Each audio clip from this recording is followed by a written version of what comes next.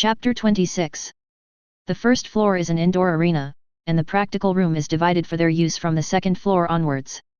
The genius class has its own exclusive training room and does not need to share it with others. Gu Xing and Qian Yuan strolled leisurely. As soon as I stepped onto the second floor, a dull metal collision sound came from classroom 203. Seeing that the door was open, he naturally looked inside. I saw a student holding a long knife confronting Shen Yan. The student's swordsmanship was fierce, but Shen Yan easily broke the opponent's attack. The student was repelled, and Shen Yan pointed out his flaws. Although your sword skills are powerful, they lack variety. Don't always think about doing it exactly as in the book. You need to learn to be flexible. The student looked at the knife in Shen Yan's hand, then looked down at his own, a glimmer of understanding in his eyes. He nodded and said, "Thank you, teacher. I understand." "Well, if you don't understand, ask me again." Then he looked up at the others and asked, "Anyone else you want me to mentor?" Everyone raised their hands, and Shen Yan looked around and set his sights on Gu Xing, who had just walked in. "Gu Xing, come here, I'll give you some guidance." Gu Xing, who didn't even raise his hand, said, "Yes." Gu Xing walked to the weapons rack. Looking at the dazzling array of weapons above, he thought for a moment, and finally chose the same weapon as Shen Yan, a long sword. He gripped the long sword tightly, weighed it, and felt it was okay. "This is it." Sun Yangzi was standing by and watched Gu Xing holding the same long sword as Shen Yan, and thought that when they met in Lingxiu, Gu Xing was clearly holding a spear. Although he was a little confused, he didn't say anything. Qian Yuan watched this scene with great interest. He had seen how powerful Gu Xing's spear was, but he had never seen Gu Xing fight with others with a long sword. Although the others knew that the battle would be over soon, they were afraid of being injured by mistake, so they all wisely gave up a circle. The sunlight shines through the gaps in the window and projects onto the two people, creating mottled shadows. Gu Xing tightly grasped the long sword in his hand. He actually didn't want to reveal his true strength in front of everyone, but he had to accept Shen Yan's guidance. He also knew that if he wanted to have a good time in the gifted class, he had to show some strength that belonged to a genius. "Are you ready?" Shen Yan asked. Gu Xing took a deep breath, gripped the long sword tightly, and assumed a standard defensive posture. "I'm ready." "Okay, then, let the battle begin." Before Shen Yan finished speaking, Gu Xing was like an arrow shot from a bow, the tip of his knife cut through the air, and he rushed towards Shen Yan with unstoppable force. Shen Yan was not in a hurry and raised his knife to meet the attack. The clanging sound of metal colliding instantly echoed in every corner of the classroom. "Not bad, you even tricked me."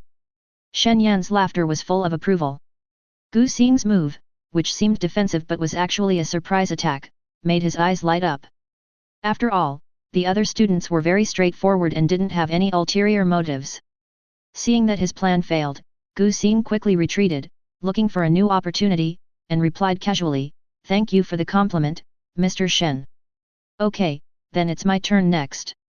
Shen Yan's figure turned into a residual shadow and instantly appeared in front of Gu Xing. With a flash of knife, Gu Xing could only fight back hastily, looking a little embarrassed. The reaction and speed are pretty good. Shen Yan drew a half arc with his knife in the sun, and glanced at Gu Xing, who looked a little embarrassed, but his physical fitness is not good enough. Before he finished speaking, Shen Yan turned around and went behind Gu Xing. His long sword was like a dragon. Gu Xing barely turned around to resist, but was already at a disadvantage. Being hesitant when attacking is a big taboo. Shen Yan's tone was a little harsh, obviously pointing out Gu Xing's shortcomings. The onlookers were stunned. They had never seen anyone fight with Shen Yan so many times.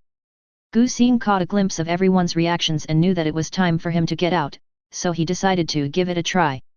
Gu Xing dodged Shen Yan's attack and then slashed at Shen Yan with a knife. I thought the knife would hit, but Shen Yan dodged it skillfully, and then he stabbed Gu Xing in the chest with his backhand. Gu Xing narrowly dodged the blade by leaning sideways, but was forced into a corner. By the time he reacted and tried to escape, the blade had already landed on his neck. The competition ended and Shen Yan won. "Teacher, I lost." Gu Xing helplessly raised the long sword in his hand and watched Shen Yan admit defeat, looking unwilling but helpless. Shen Yan retracted his knife, turned around and commented, "You're pretty good." Gu Xing was somewhat flattered and quickly thanked him, "Thank you for the compliment, teacher." Seeing Gu Xing like this, Shen Yan was afraid that Gu Xing would become arrogant, so he said, "You are focusing too much on technique, lack strength, and your chassis is unstable. You need to practice more basic skills." Gu Xing nodded and said yes. Shen Yan turned to the side to instruct other students, while Gu Xing put the knife back to its place, sat on a stool nearby to rest, and watched Shen Yan's instructions. After being beaten up, Jian Yuan ran over frustratedly and cried to Gu Xing, "Brother Xing, I couldn't even withstand 3 moves from the King of Hell." Gu Xing comforted him, "It's okay, just act as a meat shield and take the hits." Hearing this, Jian Yuan thought of the scene when Gu Xing and Shen Yan fought, and envied, "Brother Xing, you are so strong. You are so good at using a knife." "It's okay." Gu Xing replied indifferently. "In my previous life, the game gave me a lot of skill points, including weapon proficiency. And because it was a holographic game, I swung the weapons a lot, so even though I didn't have muscle memory, the techniques were imprinted in my mind." Just like Shen Yan said, there are enough skills but not enough physical strength. Chapter 27. There are more than 30 people in the class. Shen Yan found that it takes 2 or 3 minutes to instruct each person, and it will take more than an hour to complete the instruction. Just when he glanced at Gu Xing who was sitting next to him and resting, he thought of a good idea to use Gu Xing as a sparring partner. "Gu Xing, you." "Teacher, I need to go to the bathroom." "Go ahead and come back soon." "Thank you, teacher." Gu Xing left quickly, and just as he walked out of the classroom door, he patted his heart. Fortunately, he noticed that there was something wrong with Shen Yan's eyes. He must have wanted to pull him over to be a sparring partner. Who would do such a thankless job? Fortunately, I ran fast. Going to the bathroom was just an excuse. After all, Shen Yan said that the class was free to disperse, so he could go anywhere after leaving the classroom. Gu Xing calmed his heart and went to sit in a cool place leisurely. The room is too stuffy, and the wind outside is just right now. This is the only way to the canteen, and it also allows him to see the general level of these students. Quite a lot of people have reached the middle stage of the first stage, that's not bad. Oh. This one is good, late stage 1. Gu Xing looked at the students coming and going, observing. The requirements of the 7 major schools are that liberal arts subjects are not limited to any level, while martial arts subjects must reach the 3rd level. Therefore, everyone, whether they are poor students or top students, will strive to reach the 3rd level before graduating from high school. No matter whether you can get into the 7 major universities or not, after all, no one knows for sure. If I fail to clear it because I haven't reached the 3rd level, I will definitely cry to death. However, the talent level of cultivation not only represents the awakened strength, but also represents the talent for cultivation. The training speed of an S-level psychic will be much faster than that of an F-level psychic, and the so-called bottleneck period will also be encountered later. If it is an F-level mutant, the best he can achieve is the 2nd level of perfection. Of course, there are also a very small number of people who are F-level talents but have cultivated to the 3rd, 4th, or even higher levels. To achieve this requires 1,000 times more effort than ordinary people. Gu Xing took a quick glance and found that most people reached the middle stage of the 1st level, and very few reached the late stage of the 1st level. Ha, so boring, let's go back to the teaching building and lie down for a while. Gu Xing yawned and was about to leave, but as soon as he stood up, he felt a peculiar feeling, which was the same feeling he had felt when he saw the group of people in Paradise Lost. Is there one nearby? Gu Xing was a little confused and looked around. At this time, 2 girls were walking past Gu Xing, talking and laughing. One of the girls looked a little strange and kept turning her head as if she was looking for something. The girl saw it and asked, "Xiao Xia, what's wrong with you? What are you looking at?" The girl called Xiao Xia covered her chest, frowning as if she was holding back something. "I don't know, I just feel a tightness in my chest and a bit down." "Ah? Suddenly feeling bad? Does your awakened skill have any side effects?" Xiao Xia shook her head, "I don't know either, I just feel like being angry, but I don't know what to be angry about." Another girl consoled him, "Maybe you are too tired from practicing. I have also encountered this kind of thing. Maybe." Listening to this strange conversation, Gu Xing unfolded the panels of the 2 girls. First is the panel that comforts Xiao Xia. Name. Gender, female level, mid-stage 1 awakening talent, D speed enhancement attributes, 28 status, none. There was nothing wrong with this panel, but Gu Xing turned his eyes to another person's panel and frowned. Name, Li Chengxia. Gender, female. Level, late stage 1. Talent skill, A. Fire affinity. Attributes, 132 to 100. Status, sealed. I didn't expect that knowing just one character of the other person's name would reveal his real name. This system is quite humane. No, this is not the time to worry about this.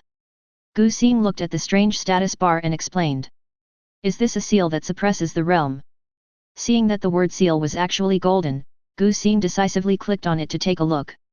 Whether to deduct 1 star point to unlock detailed information. Current star point, 10.6. Gu Xing, 6. Although he knew from the unknown aura that this person might be related to Paradise Lost, looking at the seal, Gu Xing was really curious about what information was under the seal. Looking at his star points, which were pathetically accurate to 1 decimal place, tears rolled down Gu Xing's eyes and he chose to unlock it. Seal, realm suppression, using magic to seal the power to the first level. It cannot be detected by ordinary means, and the cultivation can be restored by destroying the sealing medium. Oh, I see. So what is the sealing medium? Because the two girls were too far away, for safety reasons, Gu Xing decided to take a closer look and use his face to transfer the hatred to himself. Since it belongs to Paradise Lost, there must be star points credited to it, and the credit cannot be taken away from me. Thinking of this, Gu Xing walked towards Li Chengxia. At this moment, Li Chengxia felt her heart pounding and her body a little restless. Zhou Ping, a girl next to her, saw that Li Chengxia looked very uncomfortable and asked with concern, Xiao Xia, what's wrong with you? Do you want to go to the infirmary? Li Chengxia covered her chest and shook her head. It's okay, we just need to go back to the classroom and take a rest. Okay, I'll help you walk. At this time, a voice came from the side. Hello, can you add me a contact number? Zhou Ping turned around and saw a handsome young man appear next to her, holding a cell phone and looking at the two of them with a smile. Zhou Ping looked at the boy in front of her with eyes wide open, somewhat incredulous. You are Gu Xing. Gu Xing looked at Zhou Ping and smiled awkwardly. I didn't expect you knew me, but I'd like to get to know her more. After saying that, he pointed at Li Chengxia. Li Chengxia looked at Gu Xing, who was standing in front of her. Although this Gu Xing was indeed very handsome, another thought suppressed her infatuation with him. Kill him! Kill him! This thought kept clamoring in my mind. Chapter 28. I'm sorry, she's feeling a bit uncomfortable right now, so let's just forget it. Seeing that Li Chengxia kept her head down and remained silent, Zhou Ping thought that she didn't like him, so she politely rejected him on her behalf.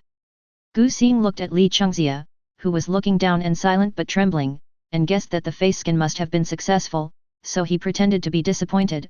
Oh, that's a shame. Then he turned and was about to leave. Etc. At this time, Li Chengxia reached out and grabbed Gu Xing's arm with such force that she seemed to want to crush his bones. Gu Xing turned his head, ignoring the force on his arm, and looked at Li Chengxia as if nothing had happened. What's wrong? Li Chengxia took a deep breath and took out the phone from his pocket. I'll add you. Hearing this, Gu Xing seemed flattered and quickly exchanged contact information with Li Chengxia. After exchanging contact information, Gu Xing glanced at the system information on Li Chengxia's dark green bracelet, smiled brightly, and waved goodbye to the two girls. As the distance increased, Li Chengxia gradually came out of that strange feeling and breathed a sigh of relief. Xiao Xia, what happened to you just now? Zhou Ping asked with concern. Li Chengxia's behavior just now was really strange. Li Chengxia smiled and shook her head. I'm fine. I'm feeling much better now. That's good, but that Gu Xing just now actually asked you for your contact information. Did he fall in love with you at first sight? Zhou Ping said ramblingly. Gu Xing ranked first in the written test, and was admitted to the genius class as an exception. He is also handsome. I confessed to him before, but was rejected. Li Chengxia didn't have time to listen to Zhou Ping's chatter, but was thinking about the person just now, Gu Xing. She was sure that she wanted to kill Gu Xing. There was a feeling about him that she hated. I don't know why I feel this way, but following my heart is the best option. Since I have to take action today, I might as well kill the person I hate the most. Li Chengxia lowered her head, looked at the contact who had applied for friend status, decisively chose to agree, then put the phone in her pocket, and left while chatting and laughing with Zhou Ping. Gu Xing was very satisfied when he saw the friend requests that had been approved. Brother Xing, I finally found you. The person behind him patted Gu Xing on the back.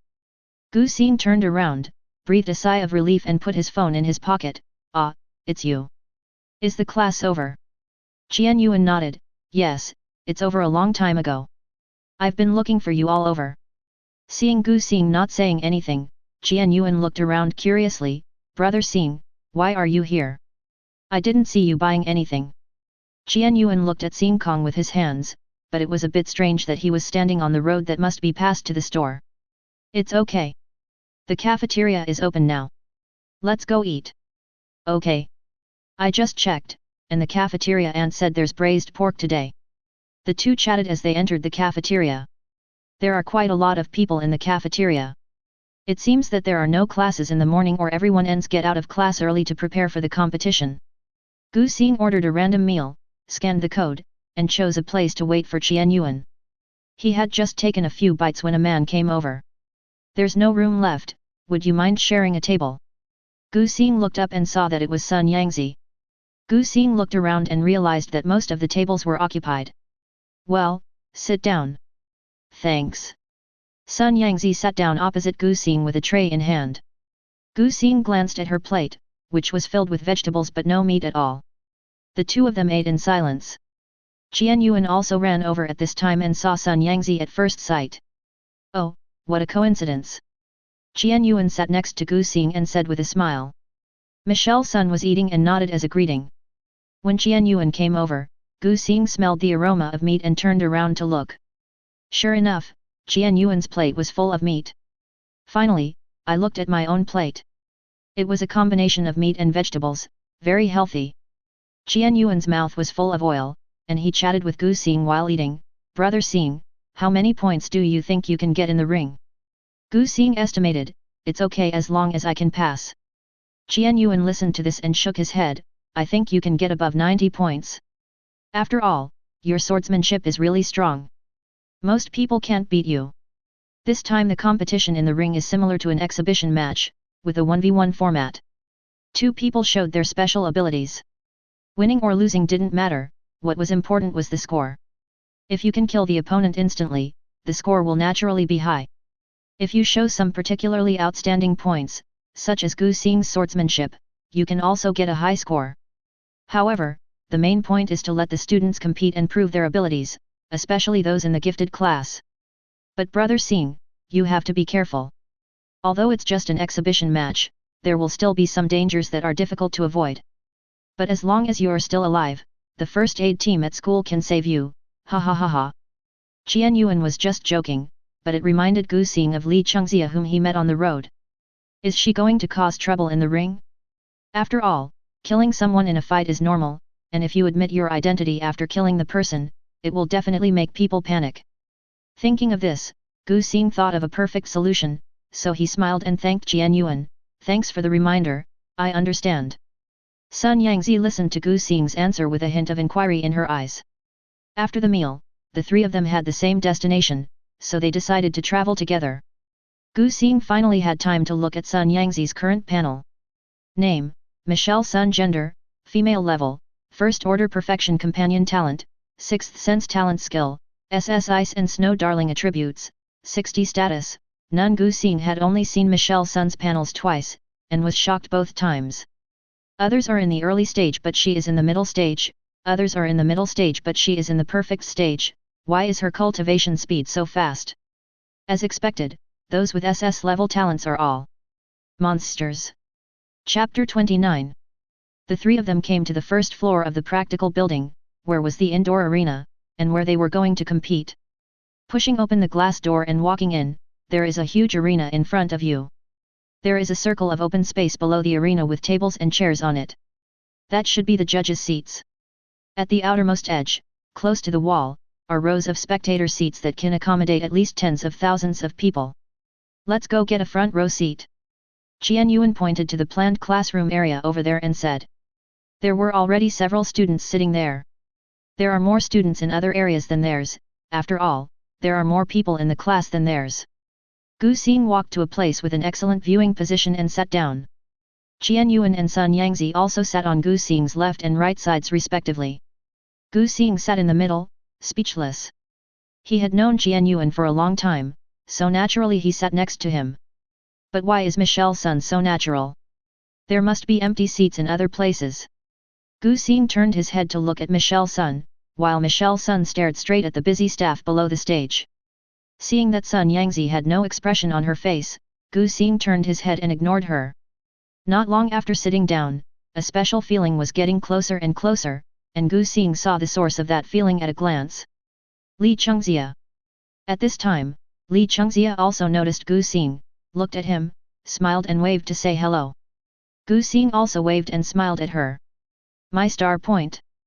Jian Yuan noticed Gu Xing's interaction with others and asked in a mean way, Brother Xing, I didn't expect that you and Li Chengxia were actually connected.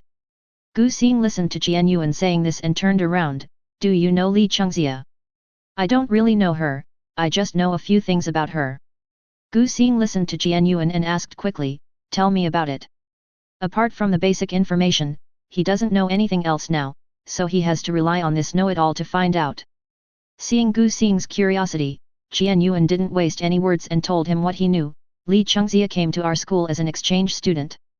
She seemed to have transferred from a high school outside the base. She was an excellent student. Moreover, she seemed to be hunting alone. Later, she left early because of an injury. She was almost able to enter the genius class. What a pity. Brother Xing, why are you asking these questions? You don't like her, do you? After Jian Yuan finished speaking, he turned to look at Li Chengxia, rubbed his chin, and nodded, Yeah, it's really pretty.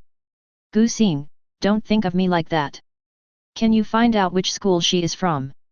Hearing that Gu Xing's tone was not right, Jian Yuan stopped messing around and took out his phone to look through the contacts. You can check, but it's a bit troublesome. My family is not familiar with the schools outside the base. Let me do it. A voice appeared on Gu Xing's right. Gu Xing turned around and saw it was Sun Yangzi. Sun Yangzi didn't waste any time and just called him. Gu Xing was amazed at Sun Yangzi's speed, but also wondered why she wanted to help him. However, seeing that Michelle Sun acted as if it was a piece of cake, Gu Xing could only thank her and remember the favor, then asked, Can you check Li Chengxia's background or recent events? It is not allowed to investigate a person's background. Sun Yangzi looked at Gu Xing and asked, Do you think there's something wrong with Li Chengxia? Gu Xing glanced at Li Chengxia, watching her chatting and laughing with the people next to her, and nodded, Well, it's just a guess. Actually, if you don't check, there's nothing to worry about. I've checked. Her background is clean. However, she ran away from home for a week 2 months ago due to family discord. Her parents went to the police, and she later came back on her own. But her personality has changed a little. Before Gu Xing finished his work, Michelle Sun finished telling him the results of her investigation. Jian Yuan was shocked, so fast. Is this the strength of the officials in the imperial capital? When Gu Xing heard this change in temperament, he knew that he was right. The real Li Chengxia may have died, and this one is just an impostor using that identity. Seeing Gu Xing start to think silently again, Sun Yangzi just sat up straight again. As for why he asked about Li Chengxia, she didn't care, but she had a rough idea. Maybe Li Chengxia, who is sitting there talking and laughing, is a fake. After all, according to the information, Li Chengxia is a shy person and it is impossible for her to be chatting and laughing with the boys nearby. But apart from this matter, she was more concerned about how Gu Xing found out. After all, no one else noticed how Gu Xing, who was a G level, found out. Sure enough, Gu Xing is full of secrets.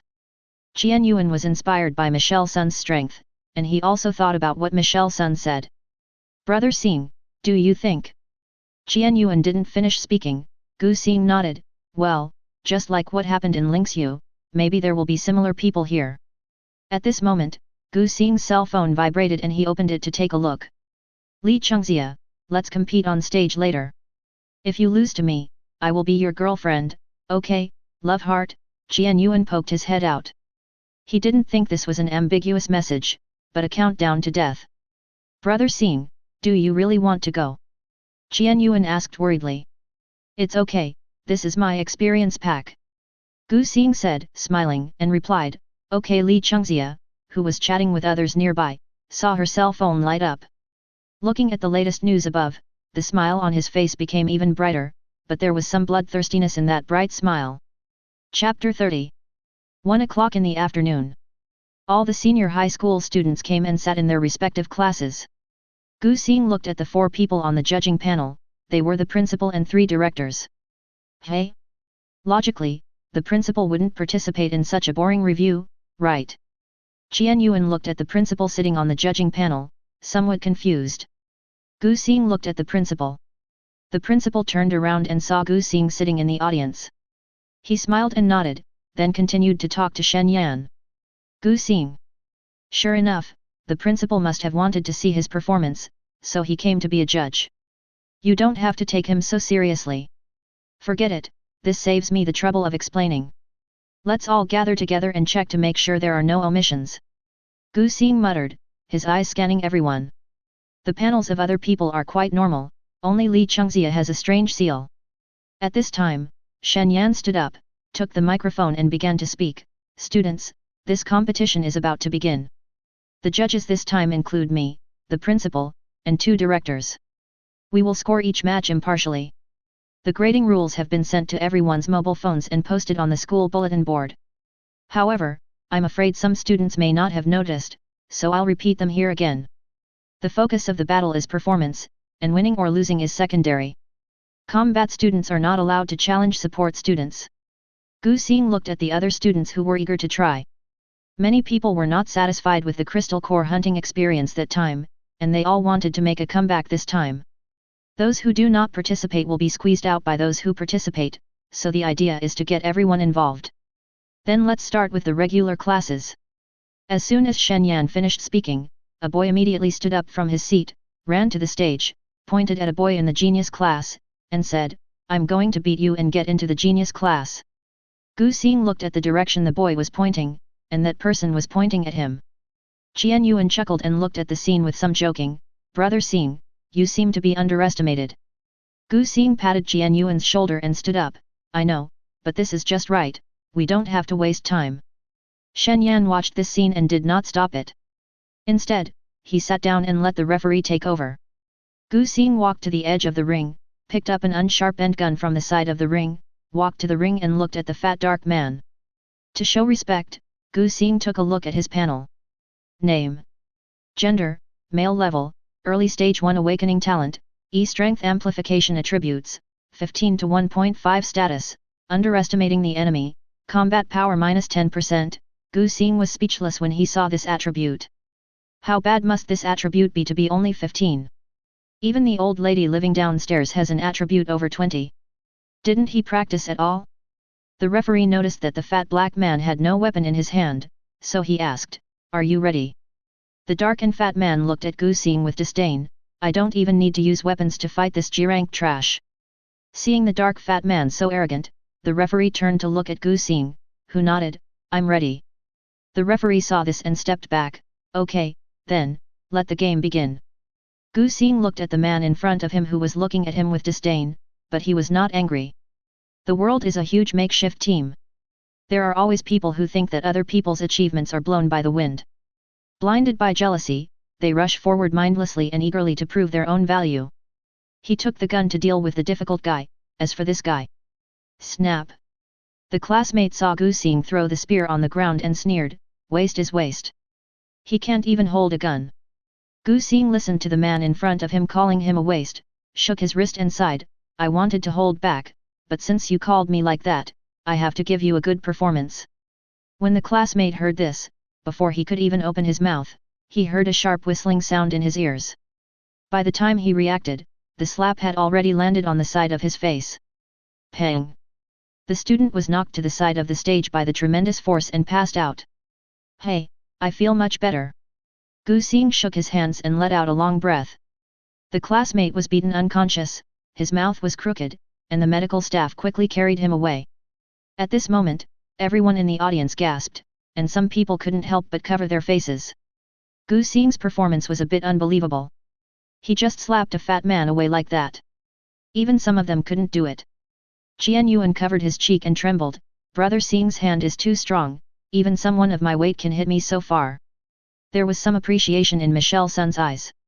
After all, in Lingxiu, this Gu Xing is the one who can accurately hit the eyes of a second-order lord-level long-haired pig with a spear while throwing. The two directors on the jury discussed, can an ordinary person have such great strength? This must be something that only a second or third level power type person can do. How do you rate this score? The loser didn't even fight back, Gu Xing just crushed the opponent to victory. Shen Yan nodded with satisfaction. After all, when fighting with Gu Xing, he could feel that Gu Xing's strength was indeed not like that of a normal person. The principal looked at Gu Xing with admiration, this kid is much stronger than I thought. The referee standing by was stunned, looking at the students flying out of the field, unable to come back to his senses for a long time. It's time to announce the results of the competition. Gu Xing shook his hands and looked at the referee. The referee came back to his senses and quickly announced, Oh. I declare that Gu Xing wins this match. The people on the judges panel revealed their scores one after another.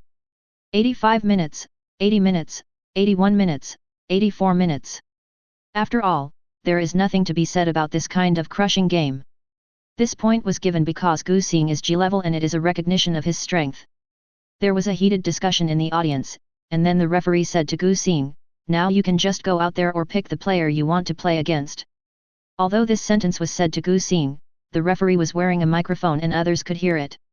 So some people who thought they could beat Gu Xing raised their hands, not only to get performance points, but also out of curiosity about Gu Xing's strength. How could Gu Xing step down? He kicked the spear on the ground, turned around, pointed the spear tip at a student in the key class, his eyes full of fighting spirit, come on stage, how long do you want me to wait? Many people raised their hands in that direction, and they discussed who they were referring to. At this time, a girl who did not raise her hand stood up. She looked at Gu Xing with bloodthirsty eyes. This kind of prey, it's fun to kill. Chapter 31. Li Chengxia walked towards the ring step by step. Everyone was making a fuss, and seeing that Gu Xing didn't refute, they just gave up. I didn't expect that Gu Xing would challenge a girl. Tisk, he's not really a man to fight a woman alone. A real man should have an open duel with another man. That's right, what kind of man is it to challenge a girl? Don't say that. I know that woman. She's better than most of us. So amazing. Well, she didn't form a team and hunted independently to the key class, but she was almost able to enter the genius class. Qian Yuan, who was watching this scene from the side, was a little anxious. After all, that person is from Paradise Lost, and is an undercover agent, so naturally he must be very strong. How about we send a message to the King of Hell? Qian Yuan couldn't make up his mind for a moment, so he looked at Sun Yangzi beside him and gave a suggestion. Michelle Sun shook her phone and said, I have already sent it. Qian Yuan. Damn it. It's too late. He had no choice but to turn his gaze back to the two people on the stage and sigh. I hope Gu Xing can really solve it. Although he knew that Gu Xing was very powerful, he was still a little nervous when facing this kind of lost paradise who liked to play dirty tricks. Li Chengxia walked to the stage and looked at him with a smile, are you so anxious to give me the victory? Gu Xing saw that she had empty hands and asked, you don't use weapons. Li Chengxia looked hurt when she heard this, you don't even know what I am awakening, and I thought you cared about me. Now I am really sad. But I won't be sad if you give me the victory. As Li Chengxia spoke, he clenched his fists and a ball of fire appeared on his fists. Gu Xing ignored Li Chengxia's gossip, looked at the flames on her fist, and smiled, a fire boxer? That's a pretty good ability. As he spoke, Gu Xing picked up his gun and took a defensive stance, looking at the referee, let's get started. The referee looked at the two and shouted, okay, let the game begin.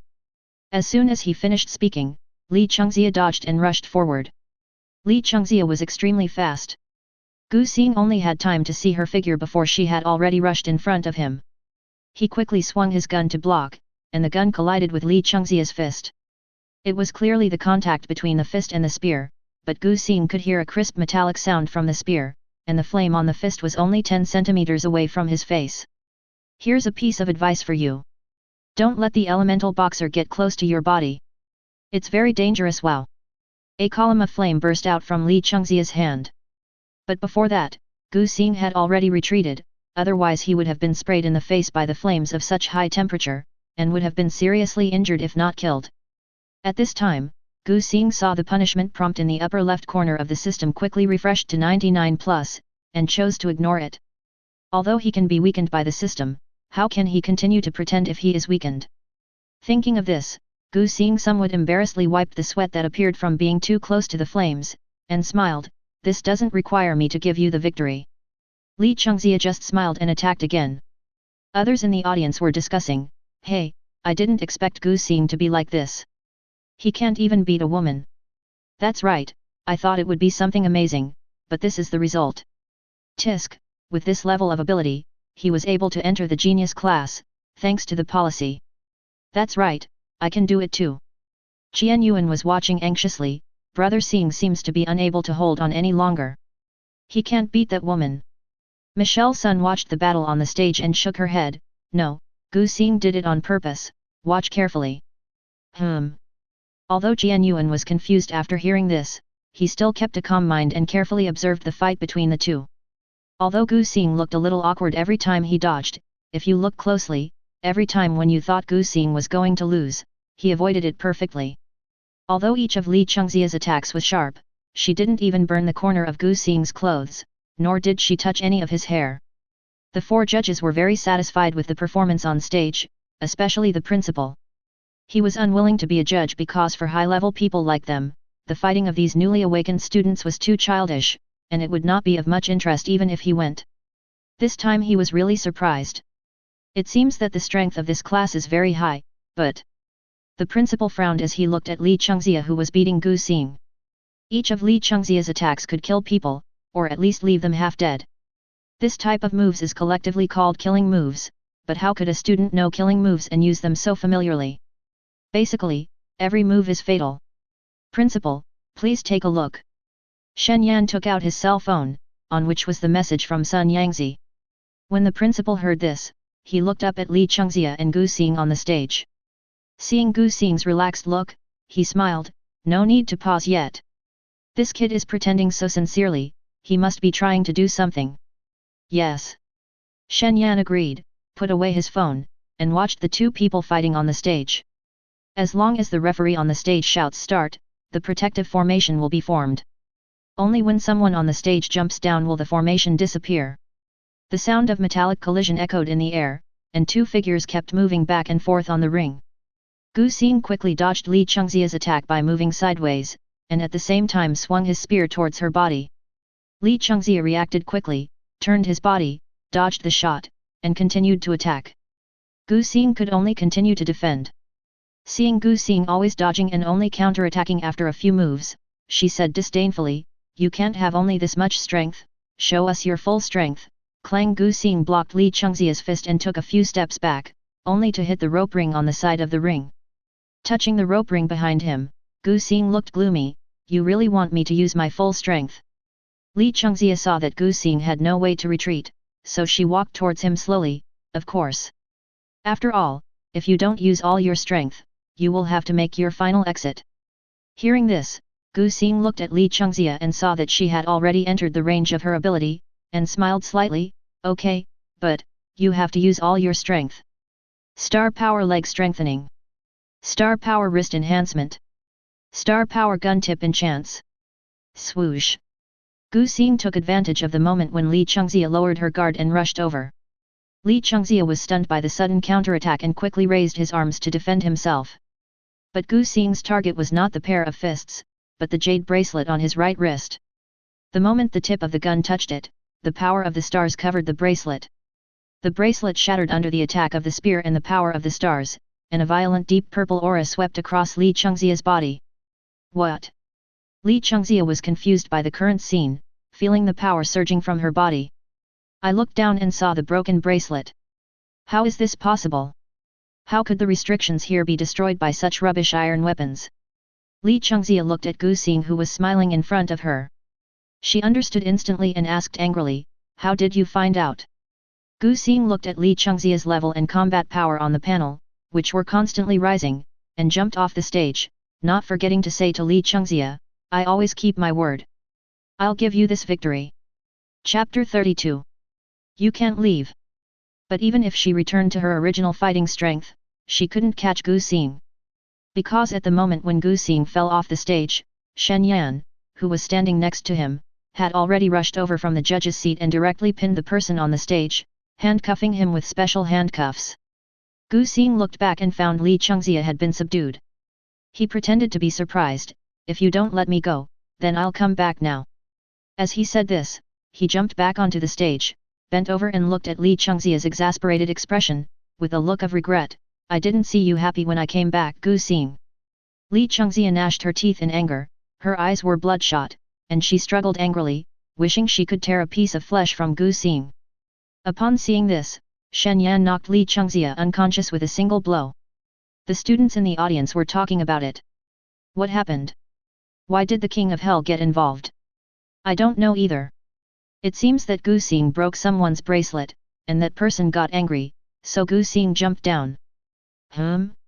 Didn't you notice that the girl on the stage has a higher aura level than us? I felt it too. Suddenly, I felt a sense of pressure. Is it an assassin? I heard that people keep disappearing, and it seems like they were murdered. What are you talking about? There are just too many human traffickers, and they were dragged to mine black coal. Ah! My mom said he was forced to beg for food.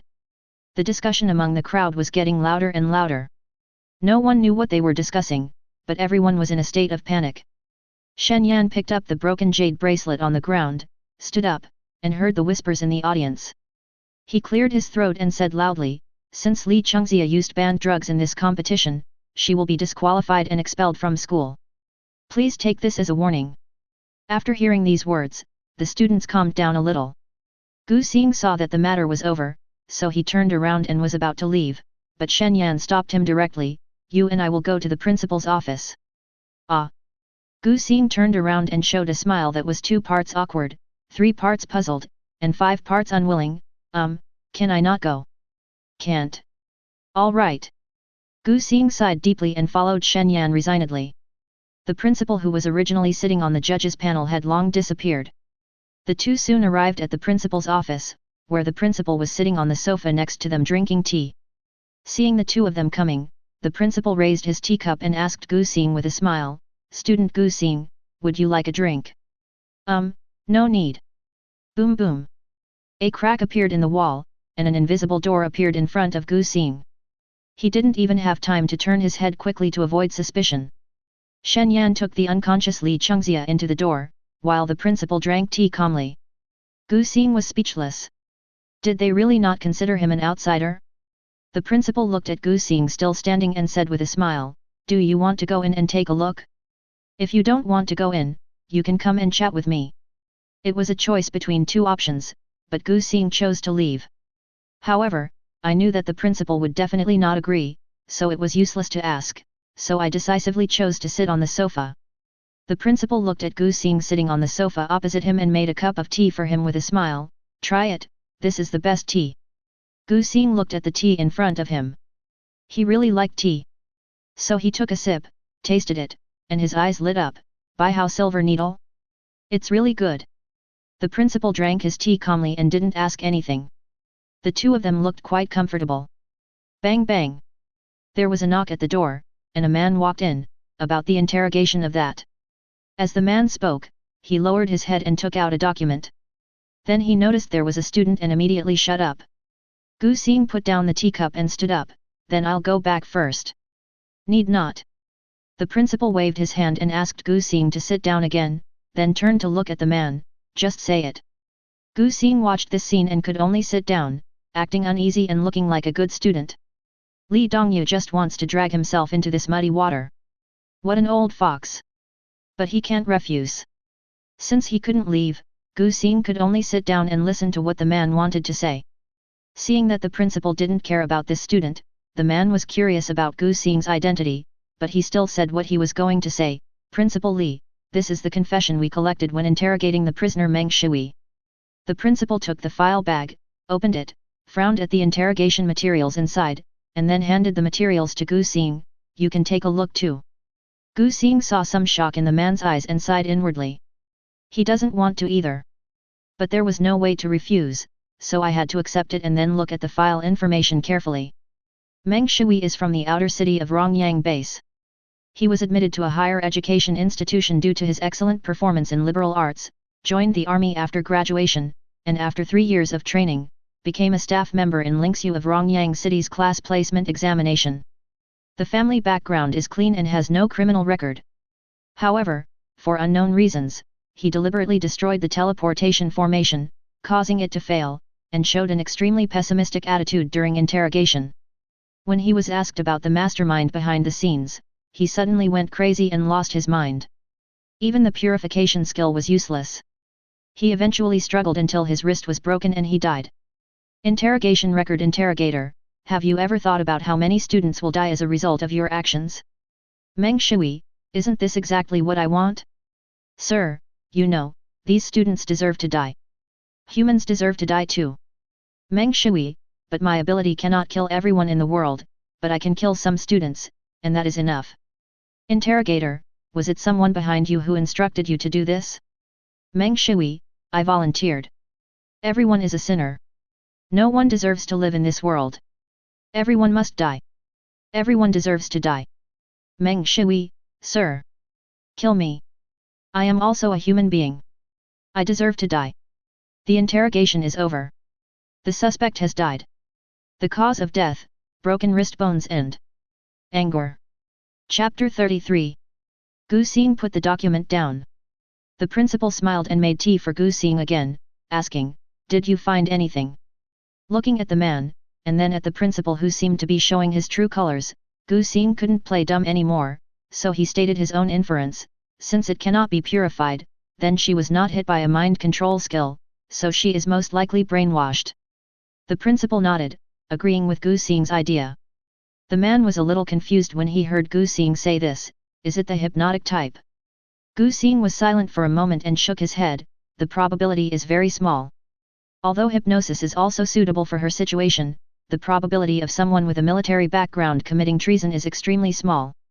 Ordinary hypnosis will not work, and the person being hypnotized may even discover it. The man listened to Gu Xing's analysis and couldn't think of anything else. He asked, "Then, what is the reason for this?" Gu Xing pointed at the interrogation record of Meng Shui. This situation should be about being exposed to some skill that can direct emotions. The man suddenly understood and bowed to Gu Xing to thank him. "Thank you for your analysis, which provides a direction for our next investigation." Gu Xing looked at the man so serious and waved his hands in panic. "Don't be so polite, I just told you my guess, I'm glad it can help you." The principal laughed. "Student Gu Xing, it's really a good idea to ask you to come here." Gu Xing could only smile awkwardly. Damn, he didn't believe that the principal didn't know that this must be a test. "Do you really treat him as a tool?"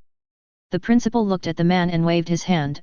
"Okay, it's all right, you can go back and continue your investigation. I'll talk to classmate Gu Xing." The man nodded, looked at Gu Xing again, deeply remembered the face and name of this genius, and then left. In his previous life, he was used to this kind of expression, but now he had to act like a rookie, so in order to calm himself he picked up the tea and took a big sip. To be honest, this tea tastes really good. Drinking it warms your body and you can feel spiritual energy flowing around. Too bad he couldn't absorb it. The principal saw that Gu Xing was indeed making suggestions seriously, and he was also sure that Gu Xing was indeed on the side of humanity. Seeing that he wanted to leave, I asked tentatively, "Do you want to interrogate that person together?" That person was referring to Li Chengxia. Thinking of the way Li Chengxia wanted to bite him to death, Gu Xing shook his head decisively. "Forget it, I have to go back and watch my friend's game." The principal didn't try to keep him, but just nodded and waved goodbye to let him go. "Goodbye, principal." Gu Xing thought that he could finally leave, so he said this and ran away quickly. "This child." The principal looked at Gu Xing's hurriedly leaving back, smiled and shook his head, turned to look at the bookshelf beside him, and activated the mechanism. Crash! The hidden door opened and the principal walked straight in. Li Chengxia was still unconscious at this time. Shen Yan did not wake her up, but lowered his head and fiddled with something. The principal walked over and asked, "Did you find anything?" Shen Yan handed the jade fragment in his hand to the principal. "Here, take a look." The principal took the jade from Shen Yan's hand and looked at the dark green jade that was broken into several pieces. A dark light flashed in his eyes. Shen Yan continued, "There is a restriction on it, and it looks like jade, but it is actually a crystal core. The hardness of a crystal core is harder than many things, and after the restriction is placed, the crystal core can only be destroyed by breaking the restriction. The principal knew what Shen Yan wanted to express. Gu Xing not only found the people from the Lost Paradise, but also broke the ban, and he did so with just an iron spear from the school. The principal observed carefully and found that there was another force remaining faintly. This is back on the first floor where the actual combat was taking place. Gu Xing's appearance caused a lot of discussion among the other students who were watching the battle attentively. Gu Xing ignored everyone's discussions and went straight back to his original seat. Before I could even sit down, Jian Yuan asked me a series of questions with a face full of curiosity. Brother Xing, where did you go just now? The principal has left too. Did you go to the principal's place? What did you talk about? How did you deal with Li Chengxia? They didn't let you deal with it yourself, did they? Snap! Gu Xing slapped him hard. Jian Yuan covered his head, but his eyes still showed that he was not giving up and wanted to ask more questions. Looking at this scene, Gu Xing sighed. We just chatted casually. I didn't participate in Li Chengxia's interrogation, and I don't know anything about it. As soon as he finished speaking, a light blue message box appeared in front of Gu Xing. Through your efforts, clear one elite member of Lost Paradise, star points plus 5 current star points remaining, 15.6. Gu Xing was stunned. Was it resolved so quickly? But on second thought, Paradise Lost must have some means to prevent its members from revealing any information. It would be useless to capture them alive, so they can only be killed. Oh well. This was the second time he had encountered such an exciting thing, but he didn't expect that he would have no sense of participation. Even the message was sent by Sun Yangzi. You should worry about yourself. Have you participated in the competition? What's your score? Gu Xing's series of questions made Jian Yuan feel even more headache. I'm just waiting for you to come back and give me some pointers after the game. Then why don't you go quickly? I'll go right away. Jian Yuan saw that the people on the stage had finished the competition, so he quickly raised his hand and went on stage, while Gu Xing looked in the direction of the judges' seats. Because the principal and Shen Yan had both left, the remaining positions were filled by the original judges. That is, the vice president and the administrator specifically responsible for the competition. Jian Yuan on the ring chose a shield, while the one on the stage was a mutant who awakened an axe. Although Jian Yuan's damage as a meat shield is insufficient, his defense is very high. The opposing psychic had used a lot of strength in the previous round, so he naturally won this round. The judges also gave Jian Yuan high scores, with an average score of 9.3. Looking at Jian Yuan, who was taking credit for it, Gu Xing nodded, indicating that it was not bad. Jian Yuan chuckled and continued the competition with high morale. Gu Xing. Sun Yangzi suddenly spoke, which made Gu Xing stunned. He turned to look at her. What's wrong? The girl, with no expression on her face, looked at Gu Xing and said seriously, you are really strong. Gu Xing. Although Gu Xing didn't understand what the girl meant, he answered awkwardly, thank you for the compliment. This was just a simple polite remark, but when Michelle Sun heard this, her eyes seemed to light up, and she immediately said, I want to compete with you. The girl in front of him had eyes full of desire to fight, without a trace of other emotions. Gu Xing. A battle maniac? He couldn't reveal his true ability in public, so he decisively refused, not now. Then let's make an appointment. You really want to fight? Looking at Sun Yangzi's insistent eyes, Gu Xing could only sigh and nodded, okay, then let's wait until we have time later. Good. Chapter 34. The game that lasted all afternoon soon came to an end. Except for the first game, the other games were just exhibition matches in the true sense, and Gu Xing was yawning from boredom. To be honest, it would be better for him to study liberal arts. When will we distribute the textbooks? Gu Xing turned to ask Jian Yuan. Jian Yuan thought for a moment, it should be tomorrow. Although the written test score does not account for a large proportion, the books still need to be issued as usual. That's fine. Gu Xing nodded with satisfaction. At 5:40 p.m., the competition finally ended and it was announced that school would be dismissed immediately and classes would resume as normal tomorrow.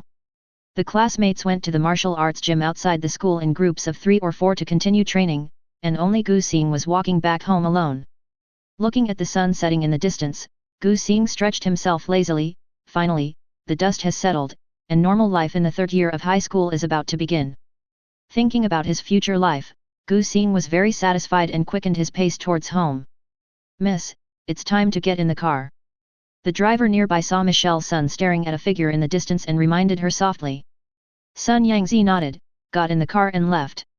Gu Xing climbed to the 4th floor in 2 steps and opened the door with the key. "I'm back." Gu Xing took off his shoes and looked into the room. The sound of cartoons was playing on TV. Gu Yu was wearing bunny pajamas, squatting on the sofa eating potato chips, looking very leisurely. Hearing the sound of the door opening, Gu Yu took a look subconsciously. Seeing that it was Gu Xing, he looked away and asked casually, "How about watching the game?" The liberal arts class is not forced to participate in the competition. Gu Xing sat down next to Gu Yu and snatched the potato chips from her hand. "I'm in the gifted class." "What? Isn't your hunting score 0? Gu Yu didn't even have time to care about the potato chips that were snatched away. She turned around and grabbed his collar in surprise, asking anxiously, "Tell me what happened, please." "Cough, cough, cough, stop shaking, you're choking." Gu Xing quickly swallowed the potato chips, then told Gu Yu what happened today, but did not tell her about the special incident. Gu Yu listened to Gu Xing's explanation before letting him go. She frowned and thought, "I see, it's actually policy. What kind of shit luck do you have? Oh, by the way, we are about to start school. The details have not been announced yet, but it should be in the next 2 days." Gu Yu tore open another bag of potato chips and said, "Well, just study hard and don't get last place in the exam. I always rank first in the military science department. What about liberal arts? As long as the force is sufficient, any beast can be defeated. Oh, I'll give you some guidance before you leave." "Hey? No." On Monday, Gu Xing arrived in the classroom on time as usual. However, today there is only one liberal arts subject, and it only talks about the weaknesses of strange beasts. Gu Xing knew all this very well and didn't need to listen at all. Then it was regular training. As a G-level waste, Gu Xing didn't need to participate at all, and the substitute teacher directly gave Gu Xing a holiday. "Brother Xing, I really envy you. The teacher actually gave you a holiday directly and even approved a note for you." Qian Yuan felt like crying but had no tears. They had very rigorous physical training in the afternoon. That is specially designed for them, and the liberal arts don't need it, so naturally Gu Xing doesn't need it either. "Okay, I'm going home first, you should hurry to the practical building." Gu Xing patted Qian Yuan's shoulder to comfort him, and then left. As he was walking out of the school, he was a little surprised when he saw the note written by the teacher in his hand. If it was Shen Yan, he would definitely not let him go, but Shen Yan had asked for leave, so another substitute teacher was teaching today. The teacher seemed to feel sorry for him and approved his leave directly. He walked to the school gate and gave the leave note to the guard, who let him in directly. Gu Xing bought dinner on the way home. On Tuesday, Gu Xing received a private message from Shen Yan in the middle of the night. The school organized a group practice in the mountains to absorb spiritual energy. Everyone had to participate, but Gu Xing didn't have to. After all, Gu Xing is unable to absorb spiritual power, so Gu Xing can go or not, and it's okay to go and see the world. Gu Xing came back to his senses from his practice, rubbed his messy hair, and looked at the time. 3 o'clock in the morning. It seems that Shen Yan just remembered and notified me. After politely replying that he would not go, Gu Xing hurried to practice. There is no point in going. Although the star point is more important, the most important thing is his lovely sister. When Gu Yu woke up in the morning, she felt like crying but had no tears. She saw Gu Xing, who was supposed to go to school, sitting next to her and staring at her while she was doing her homework. "Brother, don't you really need to catch up on some sleep or something?" Gu Yu had a sad face, hoping that Gu Xing would let him go.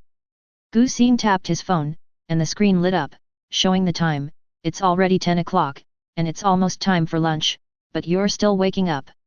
Do you think I need to catch up on some sleep?" "But, I want to catch up on some sleep." "No. Write the questions." "Ah." On Wednesday, the school had an unprecedented holiday for all students because they needed to consolidate their cultivation. "Since there is no class, I will naturally continue to tutor Gu Yu." So as soon as Gu Yu walked out of the house, she ran back to her room as if she had seen a ghost, but in the end she still couldn't escape from Gu Xing's clutches. Wow, you BD brother." Gu Yu held the pen angrily and wrote the questions angrily, Cursing Gu Xing didn't care about this. He just looked at the pen that was about to break and reminded, if you break the pen, the ink will get all over your hands and it will be difficult to wash out. Ooh, a hole. Gu Yu continued to write the questions with a sad face. At this time, a message alert sound came from the mobile phone. Gu Yu seemed to have seen a savior and said quickly, "Brother, someone sent you a message. Write your answer. Did you answer this question correctly?" Gu Yu pouted and continued to write, while Gu Xing took out his phone to see who had sent him the message. Chapter 35. Brother Xing, are you free today? My dad gave me a lot of crystal cores and asked me to choose one as my second skill. I don't know which one to choose. Can you come to my house and give me some advice? This is a message from Jian Yuan. At that time, I saw that he had reached perfection in the first stage. Didn't I expect that he would break through today? Hey, brother, who is looking for you? Are they here to tell you to go to class? Gu Yu stretched her neck to see who sent the message, while Gu Xing stood up. Finish this paper today and I'll come back to check it. Ah, no. Regardless of Gu Yu's screams and howls, Gu Xing picked up his coat and left. Gu Xing knew Jian Yuan's home address and had been there several times before, so he took a taxi and quickly arrived at a residential area. This community is full of single-family villas and there are a lot of guards. Jian Yuan had already greeted the security guards in the community early on, allowing Gu Xing to come in unhindered. Gu Xing quickly found Jian Yuan's house, and at the door he saw 2 black cars with the word Jian engraved on them. There were a few burly men who looked like bodyguards standing next to the black car, patrolling left and right and keeping watch on the surroundings. These people seemed to be new arrivals, as if they were escorting something. One of the men in black saw Gu Xing coming over here and immediately stopped him. Stop. Just as Gu Xing was about to take out his phone to explain, the door of the villa was pushed open with a bang. Jian Yuan, who was wearing pajamas, ran out of the house and opened the door for Gu Xing. Brother Xing, you are finally here, come in. When the man in black saw Jian Yuan, he immediately withdrew his hand and shouted respectfully, Master Jian Yuan. Jian Yuan ignored the men in black and dragged Gu Xing into the villa, mumbling, don't pay attention to them. Come and help me choose, and then let them go quickly. As he spoke, Jian Yuan brought Gu Xing into the living room. There are several trays on the coffee table in the living room, with a lot of crystal cores placed on the trays, and next to them is a special instrument for detecting crystal cores. Even if Gu Xing didn't use the panel to check, he knew from the quality of those crystal cores that they must be of top quality. Here, Brother Xing, just use the instrument to scan it. It will show the name of the beast and the skills it possesses. Jian Yuan handed the instrument in his hand to Gu Xing. Gu Xing looked at the hundreds of crystal cores in front of him and decisively refused this difficult task. He asked, do you have any crystal cores that you like? Of course. Jian Yuan pointed to the tray at the edge which was only half filled with crystal cores and said, these are the ones I picked out and thought were pretty good, but I can't pick out the finer ones. Hearing Jian Yuan say this, Gu Xing was somewhat puzzled. Can't your eyes of treasure appraisal see it? Eyes for appraising treasures. Jian Yuan was stunned for a moment, then he remembered and nodded immediately. Oh, you mean my ability? Yes, I picked out the ones that look the brightest to me, but there are still a lot of them. Jian Yuan rubbed his head in annoyance. He had never had any difficulty making decisions since he was a child. He just wanted to buy everything. Only one crystal core can be absorbed at each stage, and you have to gamble on the ability of the absorption. You might absorb the worst one. After hearing what Jian Yuan said, Gu Xing finally breathed a sigh of relief. He picked up the tray that Jian Yuan had selected, brought it in front of him, took out the instrument and began to scan and confirm the skills on it. In fact, he could know this without any instrument scanning, but if he did that, Jian Yuan would definitely think he was some big boss. After all, those who can distinguish with the naked eye are experts. Gu Xing scanned the crystal cores while chatting with Jian Yuan. You should have 3 skills now. In addition to the one you have, there is an awakening skill and the other is an absorption skill. Jian Yuan nodded, yes, my awakened skill can use value to strengthen my body. Gu Xing was confused for a moment after listening to Jian Yuan's introduction. It's really about money, but is the value so easy to judge? Jian Yuan guessed what Gu Xing was thinking and added with a smile, my ability is to place something valuable next to me when I'm practicing, such as money. In addition to increasing the spiritual power I absorb, I can also increase it based on the value. For example, practicing next to gold can increase the gold resonance, and practicing next to water can increase the water resonance. Gu Xing thought of Jian Yuan's golden finger and asked, what about being close to people? Jian Yuan scratched his head, I haven't found a pattern yet, but what is certain is that being close to people of value will also be beneficial to my cultivation. Gu Xing listened to Jian Yuan's description and had a clear adjective for the usefulness of this skill. Does this count as free Wi-Fi? Ah! Jian Yuan was surprised by Gu Xing's unique description, and then he suddenly realized, don't tell me, it really looks like him. Gu Xing unfolded Jian Yuan's panel. Gender, male level, early stage 2 companion talent, treasure appraisal I awakening talent, money will give you strength attributes, 101 status, none. In order to help Jian Yuan choose the crystal core, Gu Xing chose to painfully spend 1 star point to check his awakening talent. This is not help, this is investment, so that you can better serve as his tool. Gu Xing brainwashed himself while clicking yes.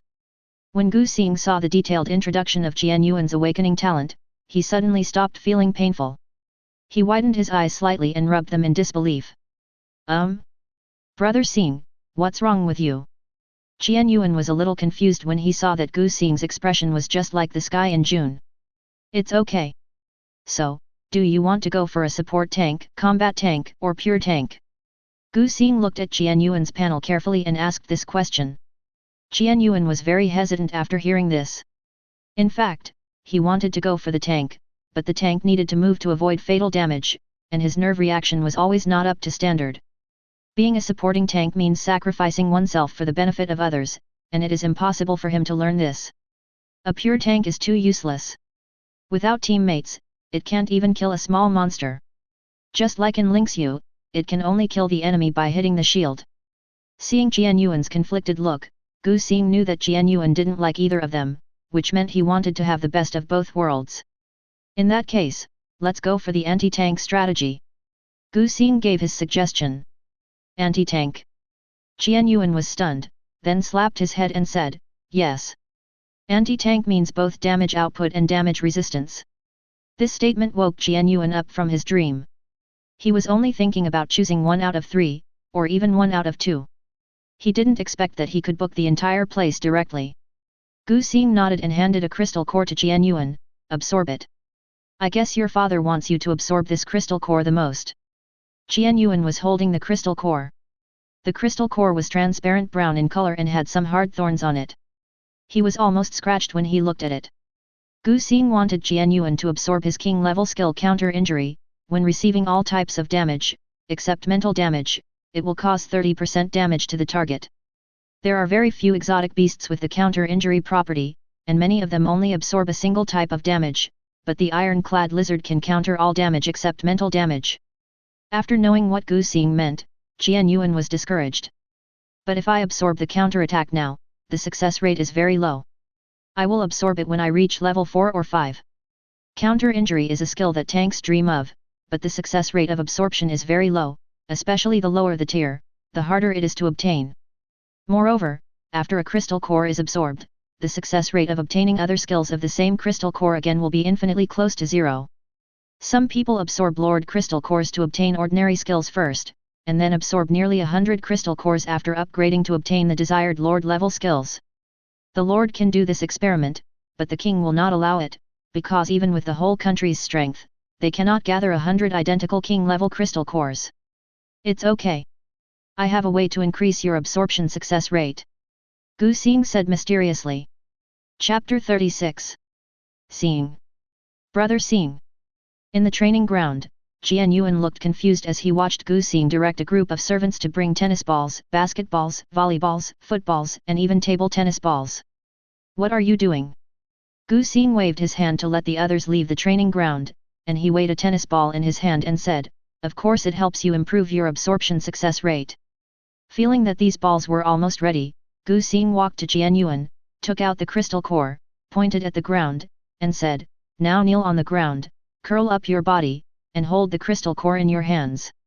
From the moment I hit you with the ball, you will start absorbing it until the absorption is complete. Listening to this strange way of absorption, Jian Yuan's mind was full of question marks. Brother Xing, are you sure this can increase the success rate of absorption? Gu Xing knew that Jian Yuan would ask this kind of question, so he just answered calmly, retaliate is different from other skills. Other skills require you to think about how to use them in your mind, but retaliate requires external stimulation. Anyway, if you are willing to trust me, do as I say. Hearing this, Jian Yuan nodded, but then why do you want me to curl up? Can't I just sit down? Gu Xing was speechless. I'm afraid that after you absorb the energy, your face will turn into a pig's head, curling up with only your back and butt exposed, so you can take more beatings. Jian Yuan, oh.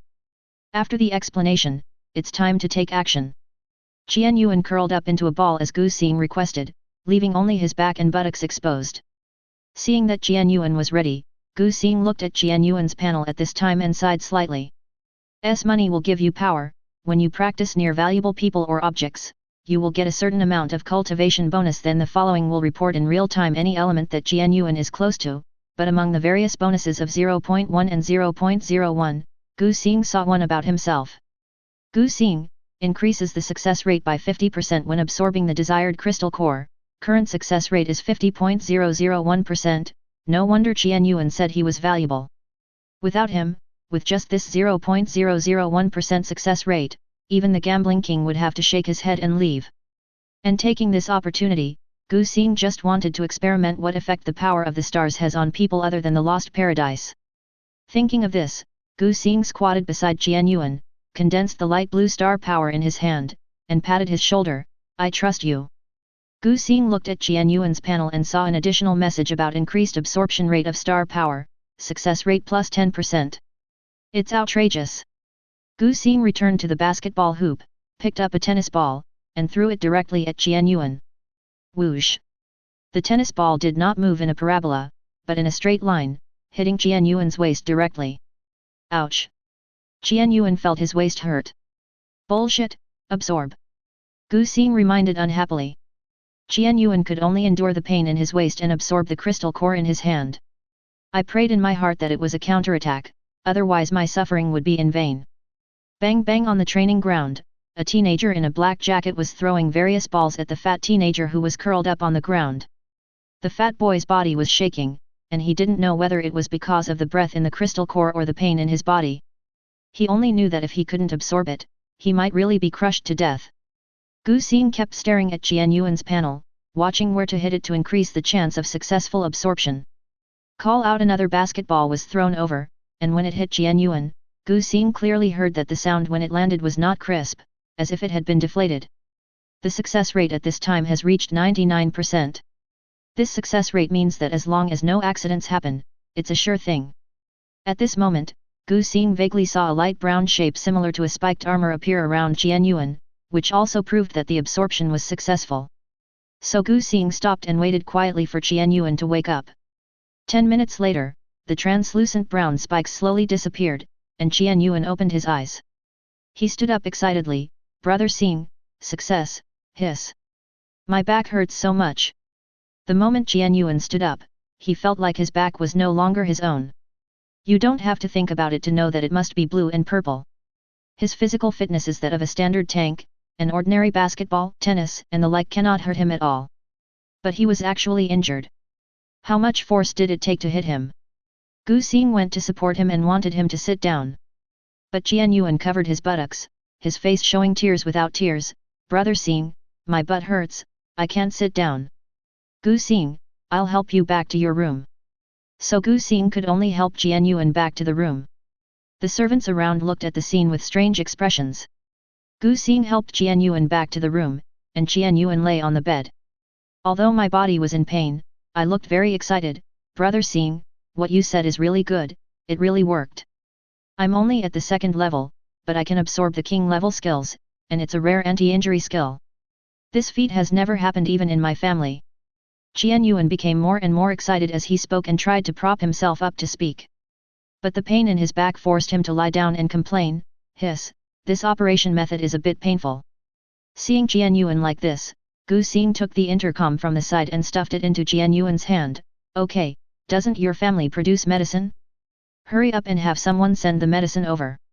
Jian Yuan didn't want to continue suffering from the pain, so he quickly asked someone to deliver medicine.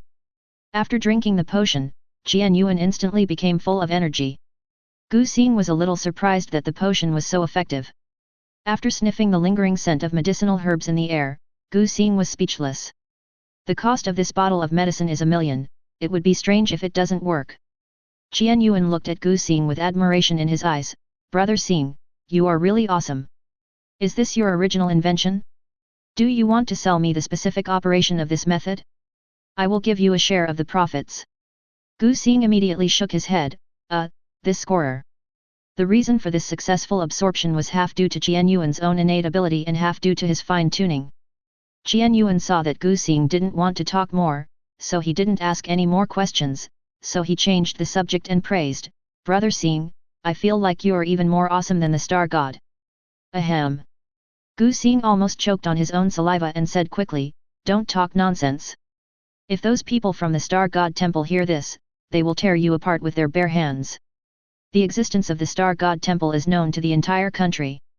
They do not belong to any force and possess great power. Some countries feel that the Star Temple is a danger and want to get rid of it. But the final result was that the enemy suffered 0 casualties and their own casualties were 1,000. On the contrary, those who were on good terms with the Star God Temple, such as the Dragon Kingdom, lived very well. Therefore, many people extended olive branches to the Star Temple, hoping for cooperation. But the people of the Star Temple are very xenophobic, and all they do for other countries is provide them with special training machines and instruments for detecting superpowers, etc. The master of the Star God Temple is the Star God, but it is said that the Star God disappeared after helping mankind survive the disaster when spiritual energy was revived 1,000 years ago. Gu Xing was speechless. He didn't want to disappear either. Who made him travel through time? Tisk, they appear and disappear mysteriously, we won't care. But speaking of which, Brother Xing, your name also has a star in it, what a coincidence. Gu Xing was speechless. This name was given by his parents and he didn't know why he was called this. As for his personality, he traveled through time with his memories, and except for being a little more indifferent, it has basically not changed. This is the name my parents gave me.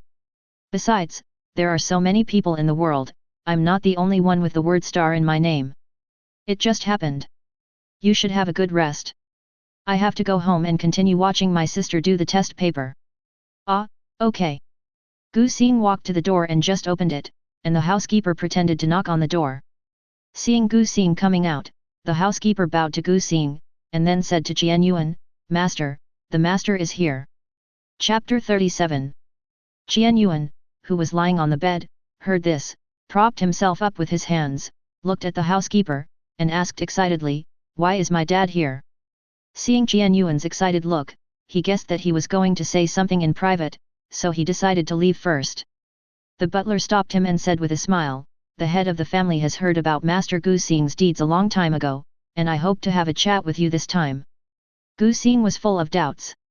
You two are reminiscing about the past, why are you dragging me along? But Gu Xing still responded, good. Gu Xing and Qian Yuan went downstairs and saw a strange middle-aged man in the living room downstairs. The man sat on the sofa, drinking tea leisurely, while the servants stood in a row beside him, looking very odd by the man. Qian Yuan looked at the man in the living room, his eyes lit up, and he hurried over, Dad, why are you here? I was waiting to go back to see you during the long vacation, but I didn't expect you to come, saving me the trouble of going home. As he spoke, he sat down next to the man, looking very intimate. Gu Xing had just walked down from upstairs and was looking at the middle-aged man sitting next to Qian Yuan. He has always seen this person on TV. He is the current head of the Qian family, Qian Xiaodong. Although he looks like a middle-aged man in his 40s, in a world where the higher the level, the longer the lifespan, he is already in his 60s. This scene was different from what he had imagined. After all, he was sent here unloved, so the relationship between father and son should be at odds. Thinking of this, Gu Xing tried to expand the panel of the person in front of him to check. Name, Qian Xiaodong. Gender, male. Level, early stage 7. Awakening talent, Sheneng herbs. Attributes, 458. Status, none. The man looked at Gu Xing and was a little surprised to see that Gu Xing did not show any fear. High-level ability users like them have the aura of a high-level person. Except for the children and servants who are used to getting along with them, everyone else will be afraid or even panic when they meet them for the first time. But the young man in front of him seemed to be fine. Qian Yuan noticed his father's doubts and whispered, he has a G-level talent and cannot sense spiritual energy. Is that so? He was not sure whether the pressure belonged to spiritual power or not. After all, the remaining G-level information was not complete. This level itself is not important. The record stopped 500 years ago, and because of the accident, most of the records in this regard were also damaged. Even so, he had never seen a boy who was so calm when seeing him. Sure enough, he is the child of those two adults, and he is indeed different. Hello, uncle. Gu Xing greeted the man who had been secretly sizing him up. Qian Xiaodong nodded and smiled, pointing at the sofa opposite, okay, come and sit down. Thank you, uncle. Gu Xing sat down. Although he was not nervous, he was not completely relaxed either. He sat there obediently like a good student. Qian Xiaodong looked at Gu Xing and said with a smile, he's Qian Yuan's friend, his name is Gu Xing, right? Gu Xing nodded, and Qian Xiaodong continued, I heard a lot about you from the youngest. Hearing this, Gu Xing glanced at Qian Yuan. Qian Yuan gave him a look and assured him that he would not let him get upset. Sure enough, Qian Xiaodong did not mention what happened with the first crystal core. It should be that Qian Yuan embellished and covered it up. Not everyone can afford to be saved by a big family. Just like him, who is apparently a G-level waste, it is easy to be suspected of colluding with other places. Qian Yuan watched Gu Xing and Qian Xiaodong chatting happily, and yawned out of boredom, Dad, don't tell me you're here just to chat. I have to go home and watch my sister do her exam paper. Qian Xiaodong looked at Gu Xing and said with a smile, I didn't expect you have a sister. Gu Xing knew that his background had been exposed, and seeing that he pretended to be unaware, he also cooperated, yes, my sister's name is Gu Yu. She is 14 years old and will take the high school entrance exam soon. I have to help her review well. Haha, but I heard from the youngest that your parents are on a business trip. It's not safe in Rongyang base recently. If you encounter danger, you can find me. Okay, thank you uncle first. Ha ha ha, okay, you're in a hurry to go home, I'll ask the driver to take you. Sorry for the trouble, uncle. Qian Yuan volunteered, then I'll take brother Xing to the door. So Qian Yuan sent Gu Xing to the car at the door and waved, remember to send a message when you get home. Gu Xing also waved, the car started, and left quickly. Qian Yuan watched the car carrying Gu Xing go away, and then heaved a sigh of relief. What? Do you think I would doubt his motives? Qian Xiaodong quietly came behind Qian Yuan. Wow! Qian Yuan was startled. He looked at his father behind him and exhaled, after all, brother Xing is a little special. I'm afraid you will embarrass him. Hearing his own child defending his shortcomings, Qian Xiaodong couldn't help but scold, brat, am I the type to doubt people for no reason? Qian Yuan muttered, why not? You little brat. Qian Xiaodong pinched Qian Yuan's ears, his teeth itching with anger, are you looking for a beating? Ouch, Dad! It hurts. It hurts. Qian Yuan gasped and begged for mercy. Seeing Qian Yuan grimacing in pain, Qian Xiaodong was not very angry, so he let him go and said, I won't doubt Gu Xing. On the contrary, you have to make friends with Gu Xing. The closer the better. Qian Yuan rubbed his ears, listened to his father's words, and snorted, of course I know. Didn't I tell you that the light in Gu Xing is the brightest I've ever seen? Did I make the right decision to transfer to another school? Qian Xiaodong said unhappily, how dare you say that? You're running from Luhe province to Beishui province for no reason, saying you want to find your own light. If I hadn't known about your special talent and hadn't kept persuading your mother, would you have come out? Qian Yuan smiled somewhat awkwardly. After all, as a direct descendant of the Qian family, it was indeed very dangerous to run so far. Oh, by the way, how is my mother doing recently? Is she in good health? Qian Xiaodong snorted, you still have the nerve to mention it. You must go back to see your mother during the long vacation. Oh, don't worry. Qian Xiaodong looked at the direction where Gu Xing left and added, by the way, let's ask your friend to come over to our house and have a look. Chapter 38.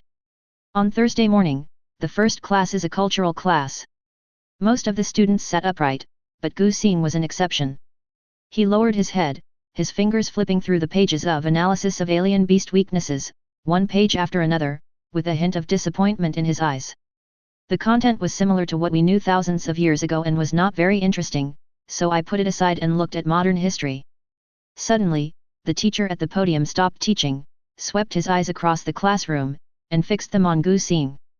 His brows slightly frowned, with a hint of displeasure in his voice. Gu Xing, please stand up and tell me how to identify the danger level of a red armored bear. Gu Xing was called and looked up in surprise. Looking at this unfamiliar teacher, he had a flash of doubt in his mind, but he still stood up slowly and answered calmly, the shoulder armor of an ordinary red armored bear is grey and stone-like, while that of an elite level bear is slightly red, while that of a lord level bear is dark red, and that of a monarch is black.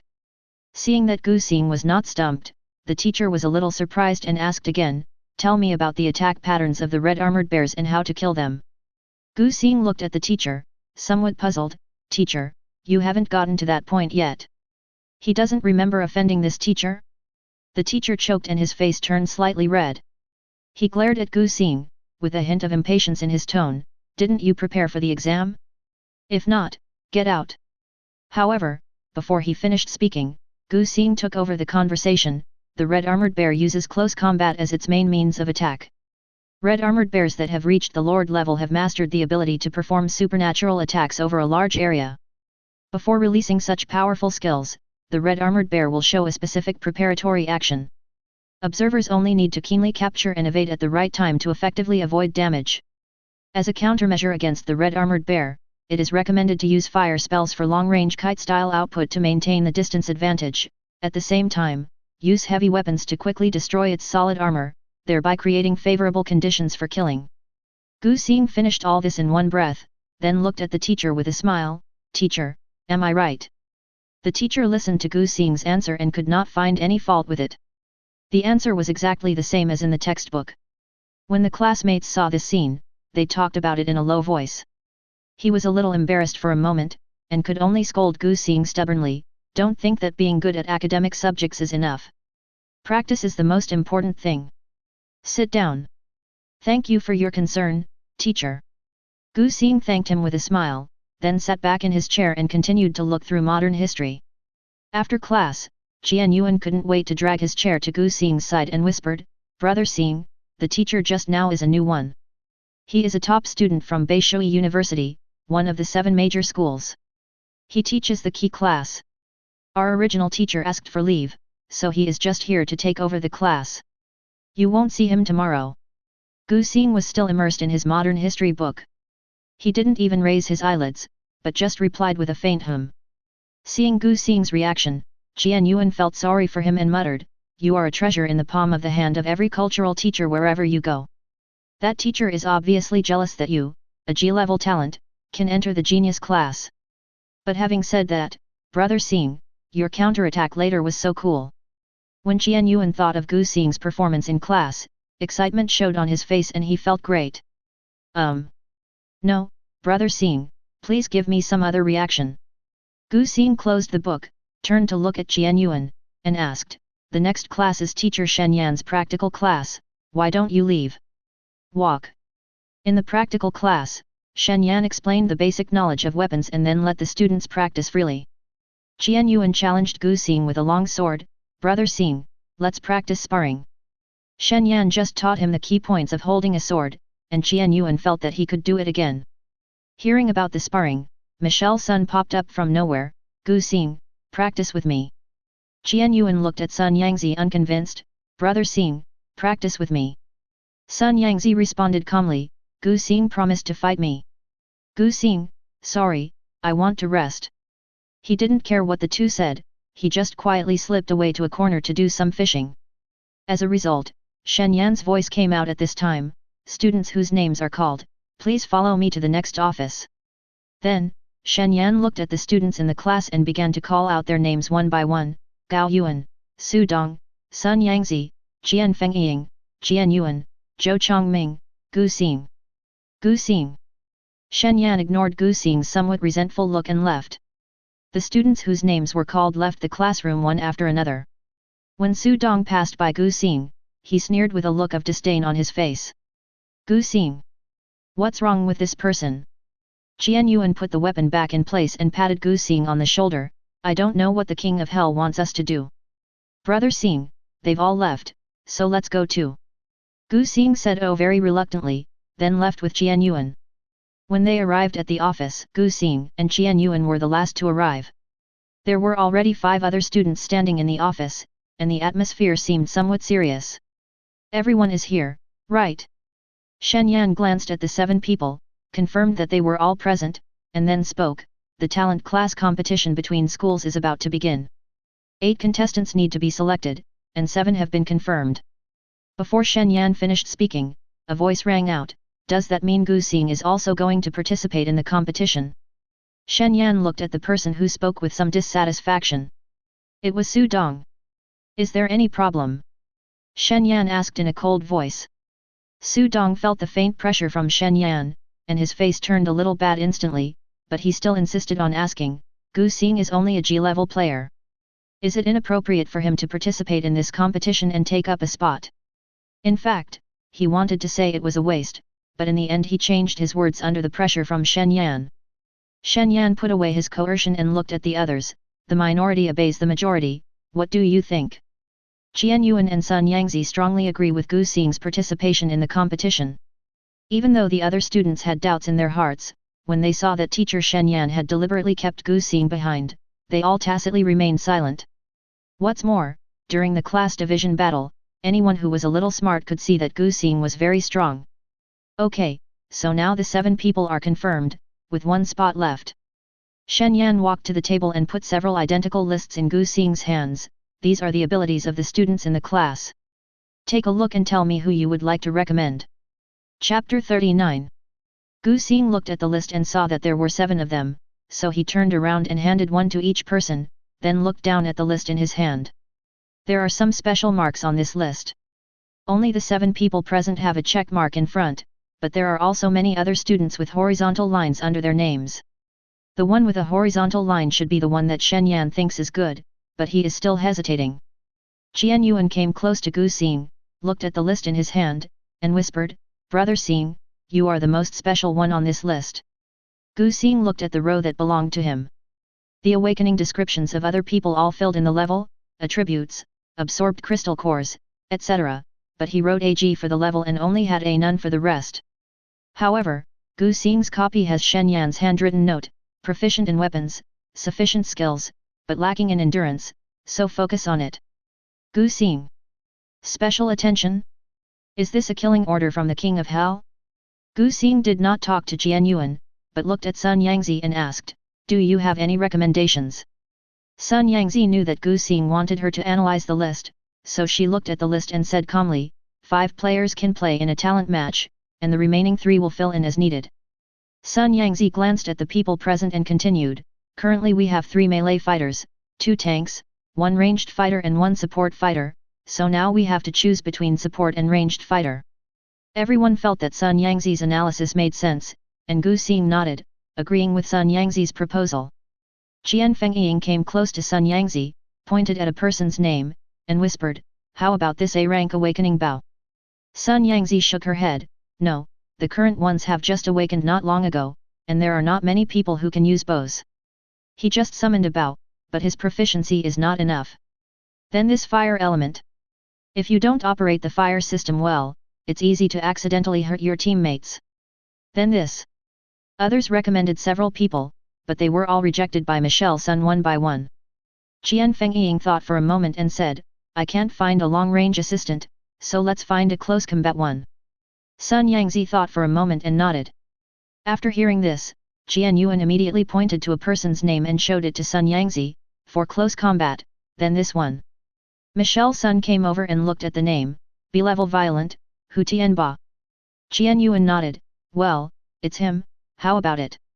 Michelle Sun shook her head, no, although he meets the requirements, he must be bound to a purification team when forming a team, otherwise it will be difficult to distinguish between friend and foe after releasing his skills.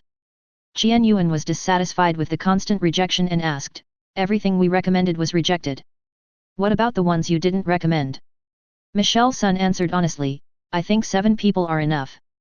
In her eyes, there are only a few main output forces, and they are all here. Others. Shen Yan twitched his lips.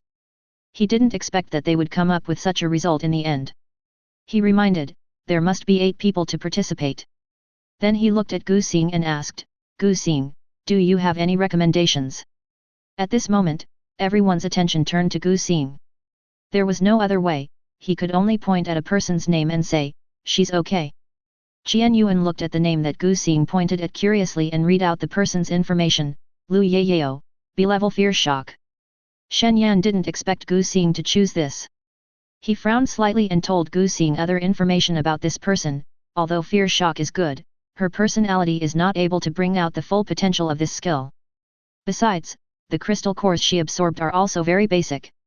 Lu Yeyao's innate skill is that she can make a person fall into deep fear of her, and reduce all attribute damage according to the level of fear. But Lu Yeyao herself is very timid and cowardly. This skill has a high success rate against stupid monsters, but it will most likely fail when used against humans. Gu Xing listened to their supplements and nodded, I know, but there must be some truth to what's written in the book. This sentence confused everyone. Qian Yuan asked, Brother Xing, what are you talking about? Gu Xing looked at Lu Yeyao's name and spoke slowly, awakening ability is determined by one's attribute values, personality, hobbies, and background. Everyone was silent. Yes, that's what the book says, and it's also true in real life. But doesn't the book say it's a high probability? Lu Yeyao might be an exception. Su Dong retorted directly. Gu Xing glanced at Su Dong, feeling somewhat helpless, then I don't have any recommendations. So, everyone discussed it for half an hour but still couldn't come to a conclusion. The bell rang for the end of get out of class. Shen Yan took back the list and looked at everyone, okay, there's still some time before the competition. You can go back and think about it and discuss it with each other. Also, don't reveal the skill information of other students on this paper. If I find out, I will send you directly to the Court of Inquiry. The Inquisition is a court, but it is specialized in handling disputes involving people with special abilities. Of course everyone knows that revealing other people's abilities is a serious matter, and there is no need for them to do so. So they all shouted goodbye, teacher, and left. Qian Yuan walked beside Gu Xing and asked in a low voice, Brother Xing, you just recommended Lu Yeyao, were you kidding? After all, Lu Yeyao is relatively famous in the class because she entered the gifted class with the lowest score. During the class division battle, since he was a psychic type and had no attack power, he did not need to participate and thus saved his spot. Gu Xing shook his head, I'm not kidding. He really recommends it. Did you discover something? Sun Yangzi's voice suddenly appeared beside them, scaring Gu Xing and Qian Yuan. Wow, weren't you walking in front just now? Qian Yuan took 2 steps back in fright. Gu Xing turned his head and glanced at Sun Yangzi, then nodded, well, have you ever looked her in the eyes? Eyes. Michelle Sun thought about it carefully and shook her head, she always covers her eyes with her thick bangs. I never see them. What's wrong, Brother Xing, are her eyes scary? Qian Yuan asked curiously. He had never seen it either, but after hearing Gu Xing say it, it made him curious. That's about right. Listen to me, why don't you go and take a look, and you'll understand. Gu Xing was vague. In fact, he had never seen Lu Yeyao's eyes. But because he glanced at the information of the entire class during the class division battle, he accidentally discovered this person. Chapter 40. Name, Lu Yeyao. Gender, female. Level, late stage 1. Companion talent, Evil Girl's Eyes. Awakening talent, Fear Shock. Attributes, 23-2. Status, Fear, Combat Power -10%, for many people, the status bar is 0, and it will only be displayed if they are injured or showing extreme emotions. But Lu Yeyao's state is mostly in the negative state of fear, which is the exact opposite of others. Moreover, in addition to this, she is also the third person she has met in school so far, besides Sun Yangzi and Qian Yuan, who possesses the companion talent. Gu Xing was so curious about the detailed introduction of the evil girl's eyes that he spent 1 star point to check it out. Eyes of the evil woman, a pair of eyes full of evil, you would not want to look into their eyes. Note, from the moment she was born, her appearance was sinful. Discovered and nurtured her, so she should belong to current star point, 17.4. Looking at the string of markings, Gu Xing felt very strange. Who trained him? I paid for it, but why can't I see the whole thing? No matter how he poked the system panel, the system did not give any explanation, so Gu Xing could only go and ask Lu Yeyao in person. But before he could say hello, Lu Yeyao had already run away. This attribute is all about speed.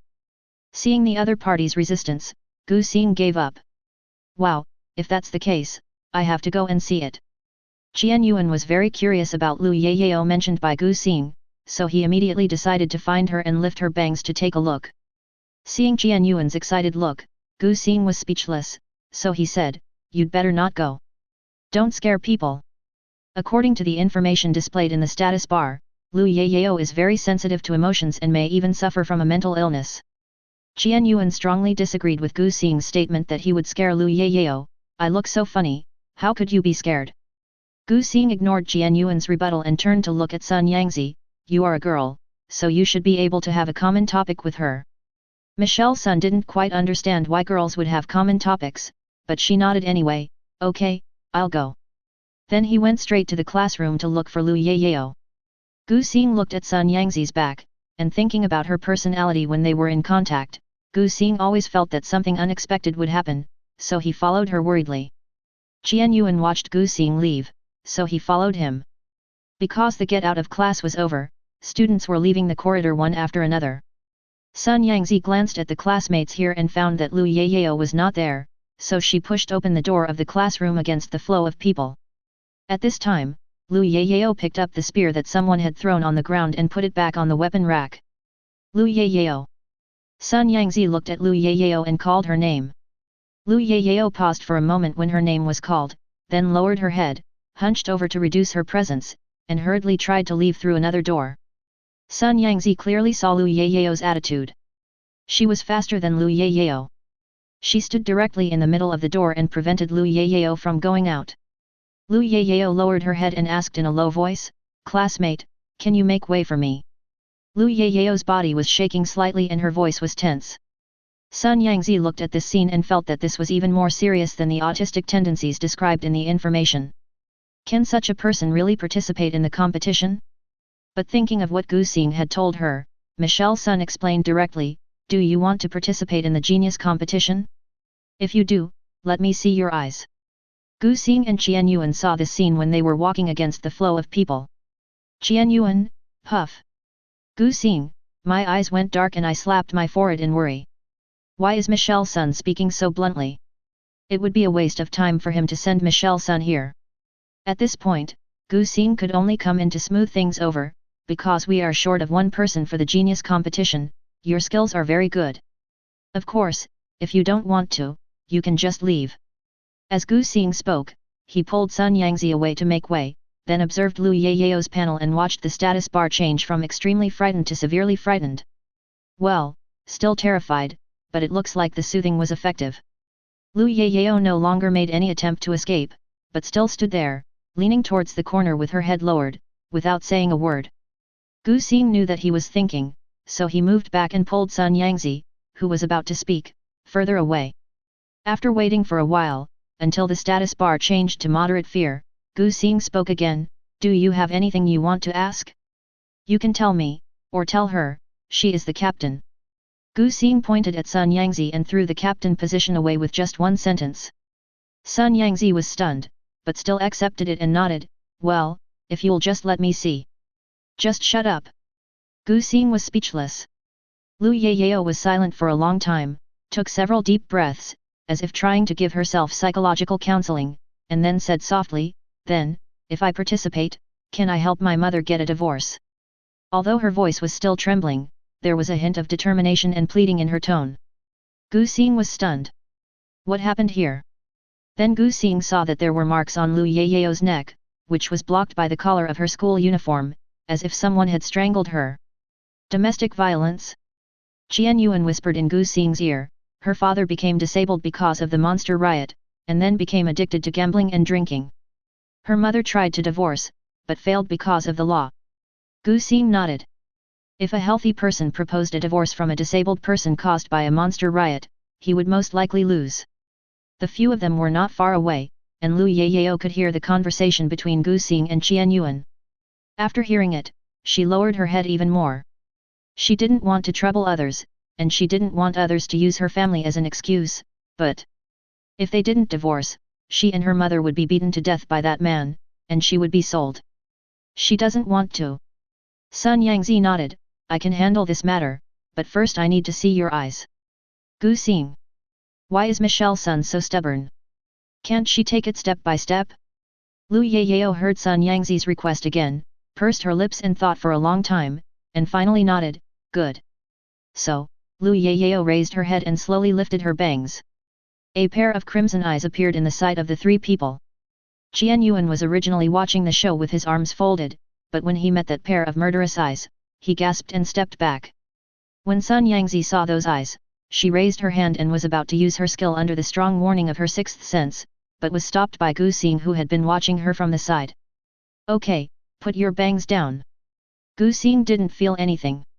After all, he had seen monsters more terrifying than these eyes. However, he felt that if he continued to watch, the two people next to him would not be able to control themselves. Lu Yayao naturally saw the actions of the three people, so she quickly let down her thick bangs, lowered her head and said, my eyes are scary. Everyone was afraid to look her in the eye, even she was afraid to look herself in the eye, she even wanted to dig out her eyes. After all, from the moment she was born, her strange eyes have brought endless prejudice and fear. Would things be different if she didn't have these eyes? Chapter 41. Gu Xing looked at the extreme internal consumption status window, sighed, and said, don't be influenced by others. This is your ability, just like a skill. Don't care too much about other people's opinions. What Gu Xing didn't say was that he admired her very much. After all, a born villain was so tenacious that he didn't grow up to be a villain, which made him very happy. If he ran to Paradise Lost, who knows what kind of noise he would cause, and he might even be trained by those guys. Thinking of this, Gu Xing turned to look at Sun Yangzi and asked, how about it, is this ability enough to join the team? It's safer to keep this kind of person around. Sun Yangzi was silent for a moment, then walked straight to Lu Yayao, grabbed her hand, and said seriously, I will help you with that as soon as possible. Please become my teammate. Sun Yangzi knew very well that although the ice magic she was good at was powerful, she urgently needed a focus to divert the enemy's attention during the gap between casting. Lu Yayao's ability just makes up for this shortcoming. She can not only restrain the enemy, but also weaken its defense. She urgently needs this kind of assistance and must get it at any cost. Student Sunday. Lu Yayao's hands were trembling. She was frightened by Sun Yangzi's enthusiasm. Gu Xing. Not so enthusiastic. Qian Yuan watched this scene and whispered to Gu Xing, I feel like this scene is like a lily blooming. Gu Xing glanced at Qian Yuan and said, I didn't expect you to have so many interests. Qian Yuan scratched his head in embarrassment, this is not what I want to watch. My sisters pushed it to me. Thus, the list of genius battles was finally finalized. Gu Xing, Gao Yuan, Su Dong, Sun Yangzi, Lu Yayao, Qian Fengying, Qian Yuan, Zhou Chongming. Shen Yan looked at the submitted registration form, raised his head to look at Gu Xing, then looked at Lu Yayao who was lowering her head beside him, and was silent for a moment. He never thought that Gu Xing could dig out such a good seedling. Because at that time he didn't quite believe Gu Xing. After all, how could he believe that an introverted and lonely girl had such a hidden ability? Could this be the power of that person that the principal was talking about? Thinking of this, Shen Yan put the watch on the table and said, okay, since it's confirmed, we'll have a holiday tomorrow, and the day after tomorrow the school will organize classes to go out for training. When the time comes, you can follow me, and I'll personally guide your team to get used to each other. Yes. Everyone agreed in unison and left for school. Gu Xing sighed silently on his way home. Normally, he should have a day off the day after tomorrow, but he had to participate in such a genius competition. Looks like I have to tell my sister when I get back. Gu Xing muttered. When he returned home, the house was empty. Gu Xing wanted to pick up his phone to send a message to Gu Yu, but he saw a few words left on the message. Gu Yu, brother, I'm going to school. I can come back during the short holiday. Gu Yu, oh, by the way, don't go to the outskirts of the base city recently, it's very chaotic over there now. Gu Yu, why haven't you replied to my message yet? Did you set it to do not disturb again? Gu Yu, angry.jpg Gu Yu, my phone is going to be taken away. If you have any questions, please leave a message.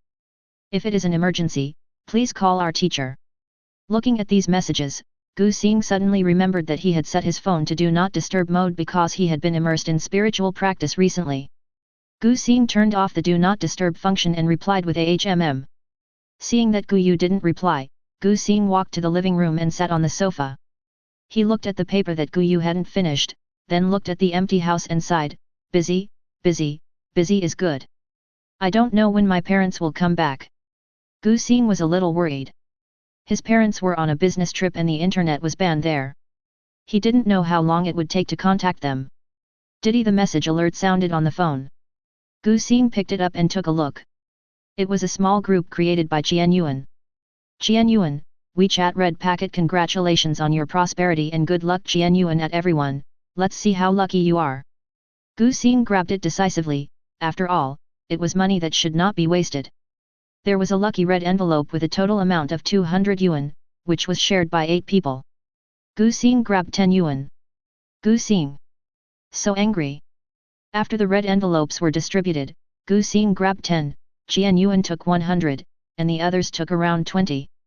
Zhou Chongming, thank you, boss.jpg. Qian Fengying, thank you, boss.jpg. Qian Yuan at Gu Xing. Ha ha ha ha. Brother Xing, you are really unlucky. Michelle Sun, is this a group for the Battle of Geniuses? Qian Yuan, yes, I see no one is creating a group, so I will do it. Qian Yuan, how about we have a meal together tomorrow so we can get to know each other? I'll treat you. Everyone else said they all had time, and Gu Xing thought about it and decided he had nothing to do tomorrow, so he agreed. Michelle Sun, I may not have time tomorrow morning, but I can finish it in the afternoon. Qian Yuan, so fast?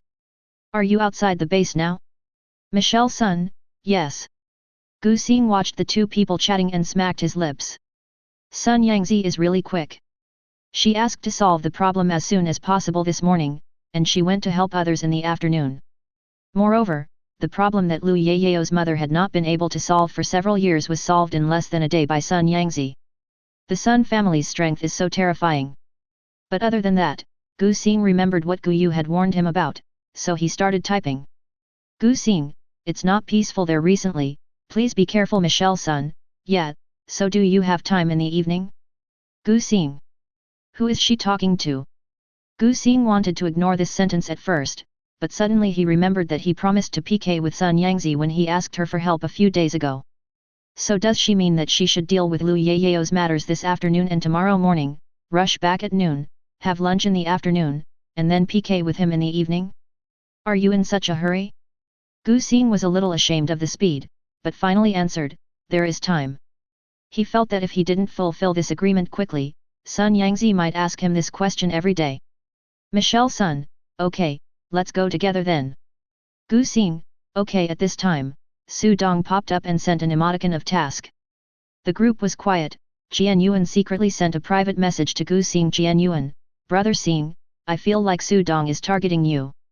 Do you want me to kill him? .jpg. Gu Xing, have you watched any Black Glove movies recently? Gu Xing. Gu Xing chose not to reply, put down his phone and rubbed his brows. He really didn't remember how he had offended this guy, but there were so many people who annoyed him that he didn't bother to care. Gu Xing turned the punishment notice to silent mode, and then went to practice happily. Chapter 42. Gu Xing practiced for a while, then sighed as he looked at the star points that were growing at a snail's pace. It would be easier to just arrest the people from Paradise Lost. Thinking about the outskirts of the base city that Gu Yu mentioned, it was too far away. It was almost noon now. If I went out, it would take half a day to go back and forth, and I would not be able to attend the afternoon dinner. How about asking Qian Yuan? Gu Xing thought it was okay, so he took out his cell phone and sent a message to Qian Yuan. Gu Xing, has your family caught any dangerous people recently? Qian Yuan, brother Xing, why are you asking this suddenly? Qian Yuan, wait a minute, I'll go ask. After a while, Qian Yuan came back. Qian Yuan, I've asked you all the questions. The old man said that things have been quite quiet recently. Have you discovered anything? Gu Xing, it's okay. Gu Xing sighed. It seemed that there was no need to rush into this matter. Gu Xing, what time is the dinner party scheduled for? I'll see what time I leave. Qian Yuan, it's not decided yet. It depends on when Michelle Sun finishes her work. But I can't contact her now. I haven't contacted her since this morning. Can't get in touch. When Gu Xing saw this, his eyebrows jumped.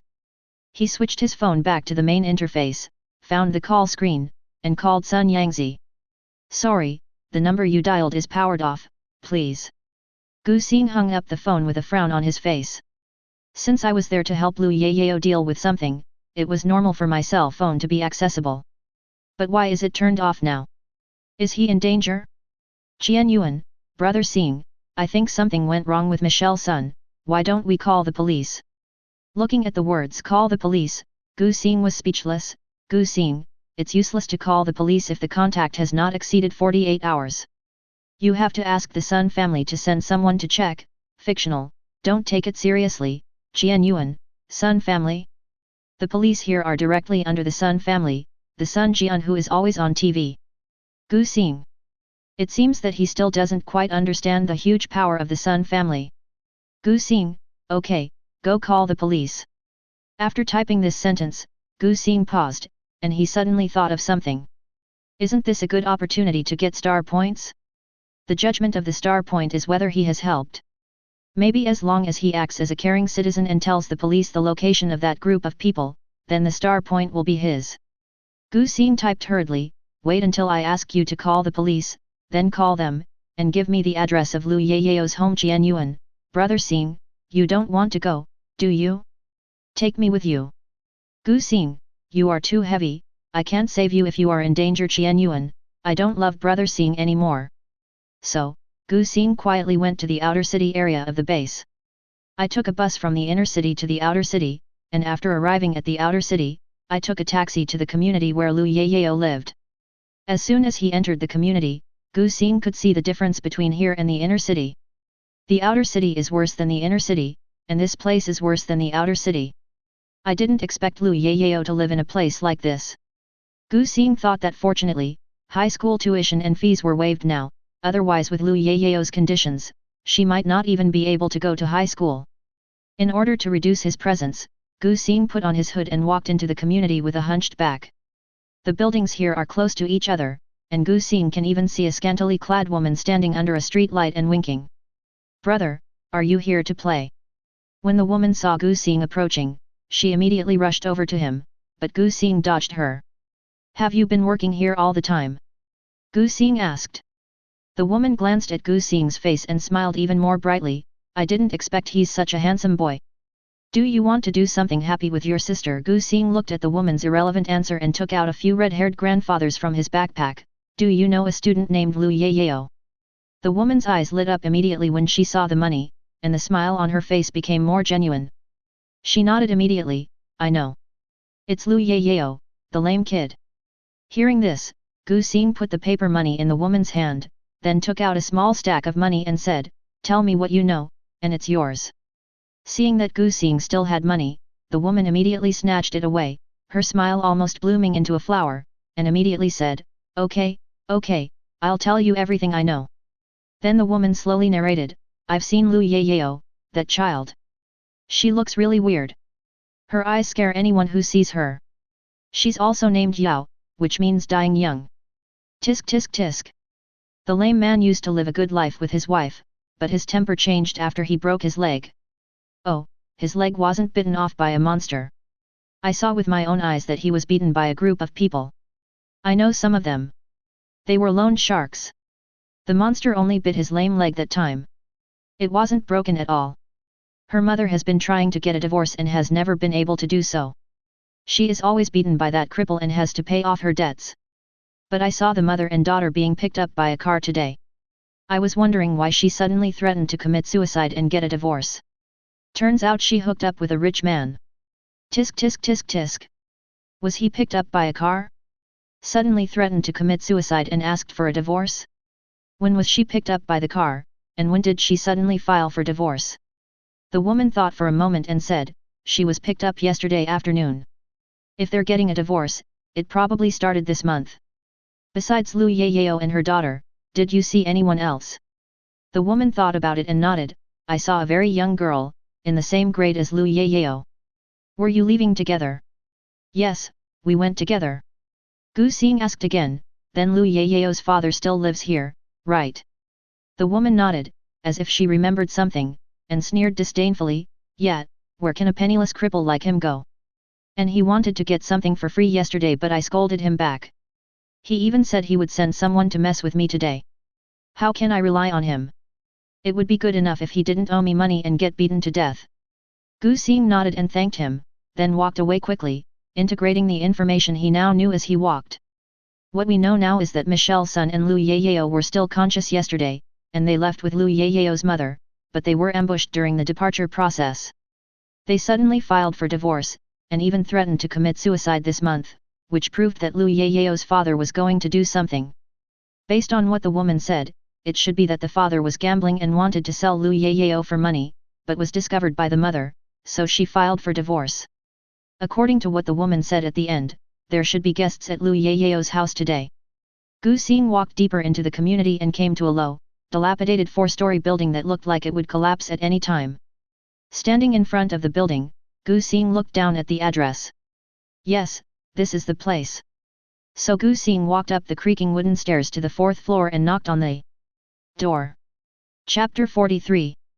Boom boom boom. Coming, coming.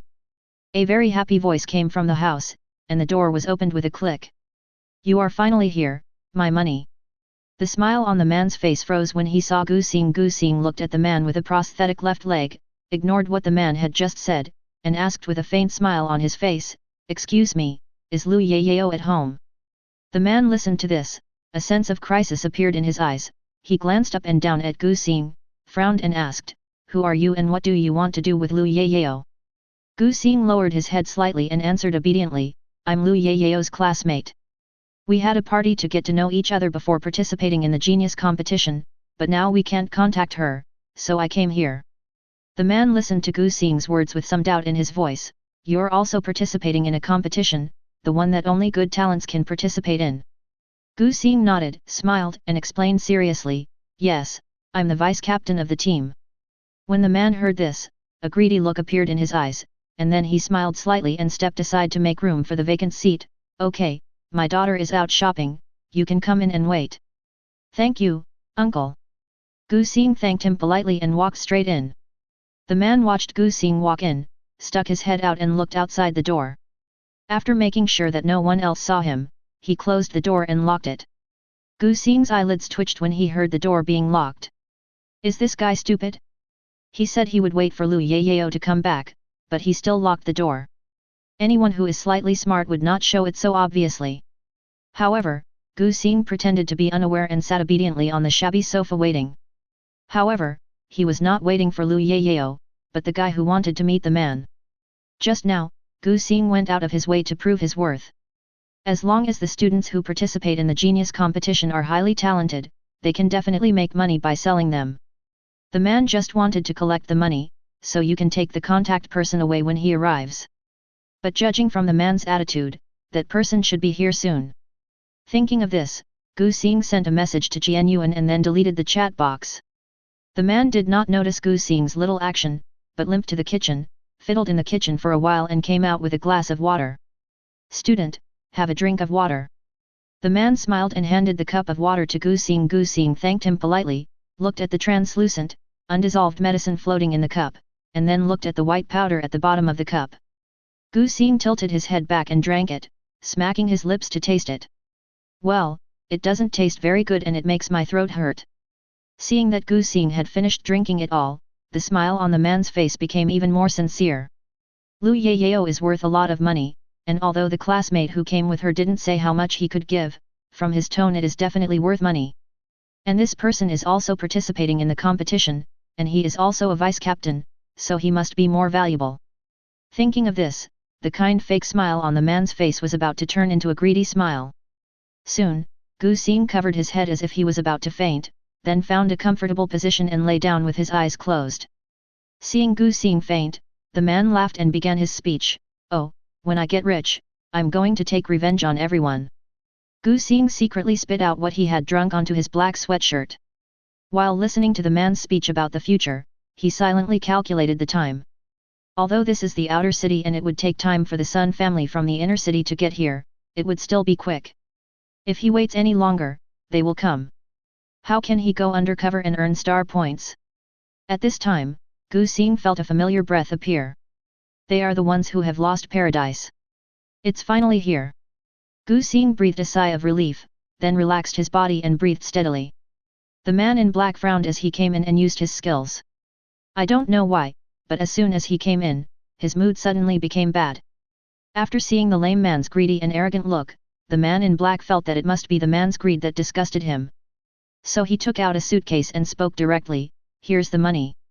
The lame man panicked when he saw someone suddenly come in, but when he saw the suitcase in the man's hand, he immediately stepped forward, took it and opened the box.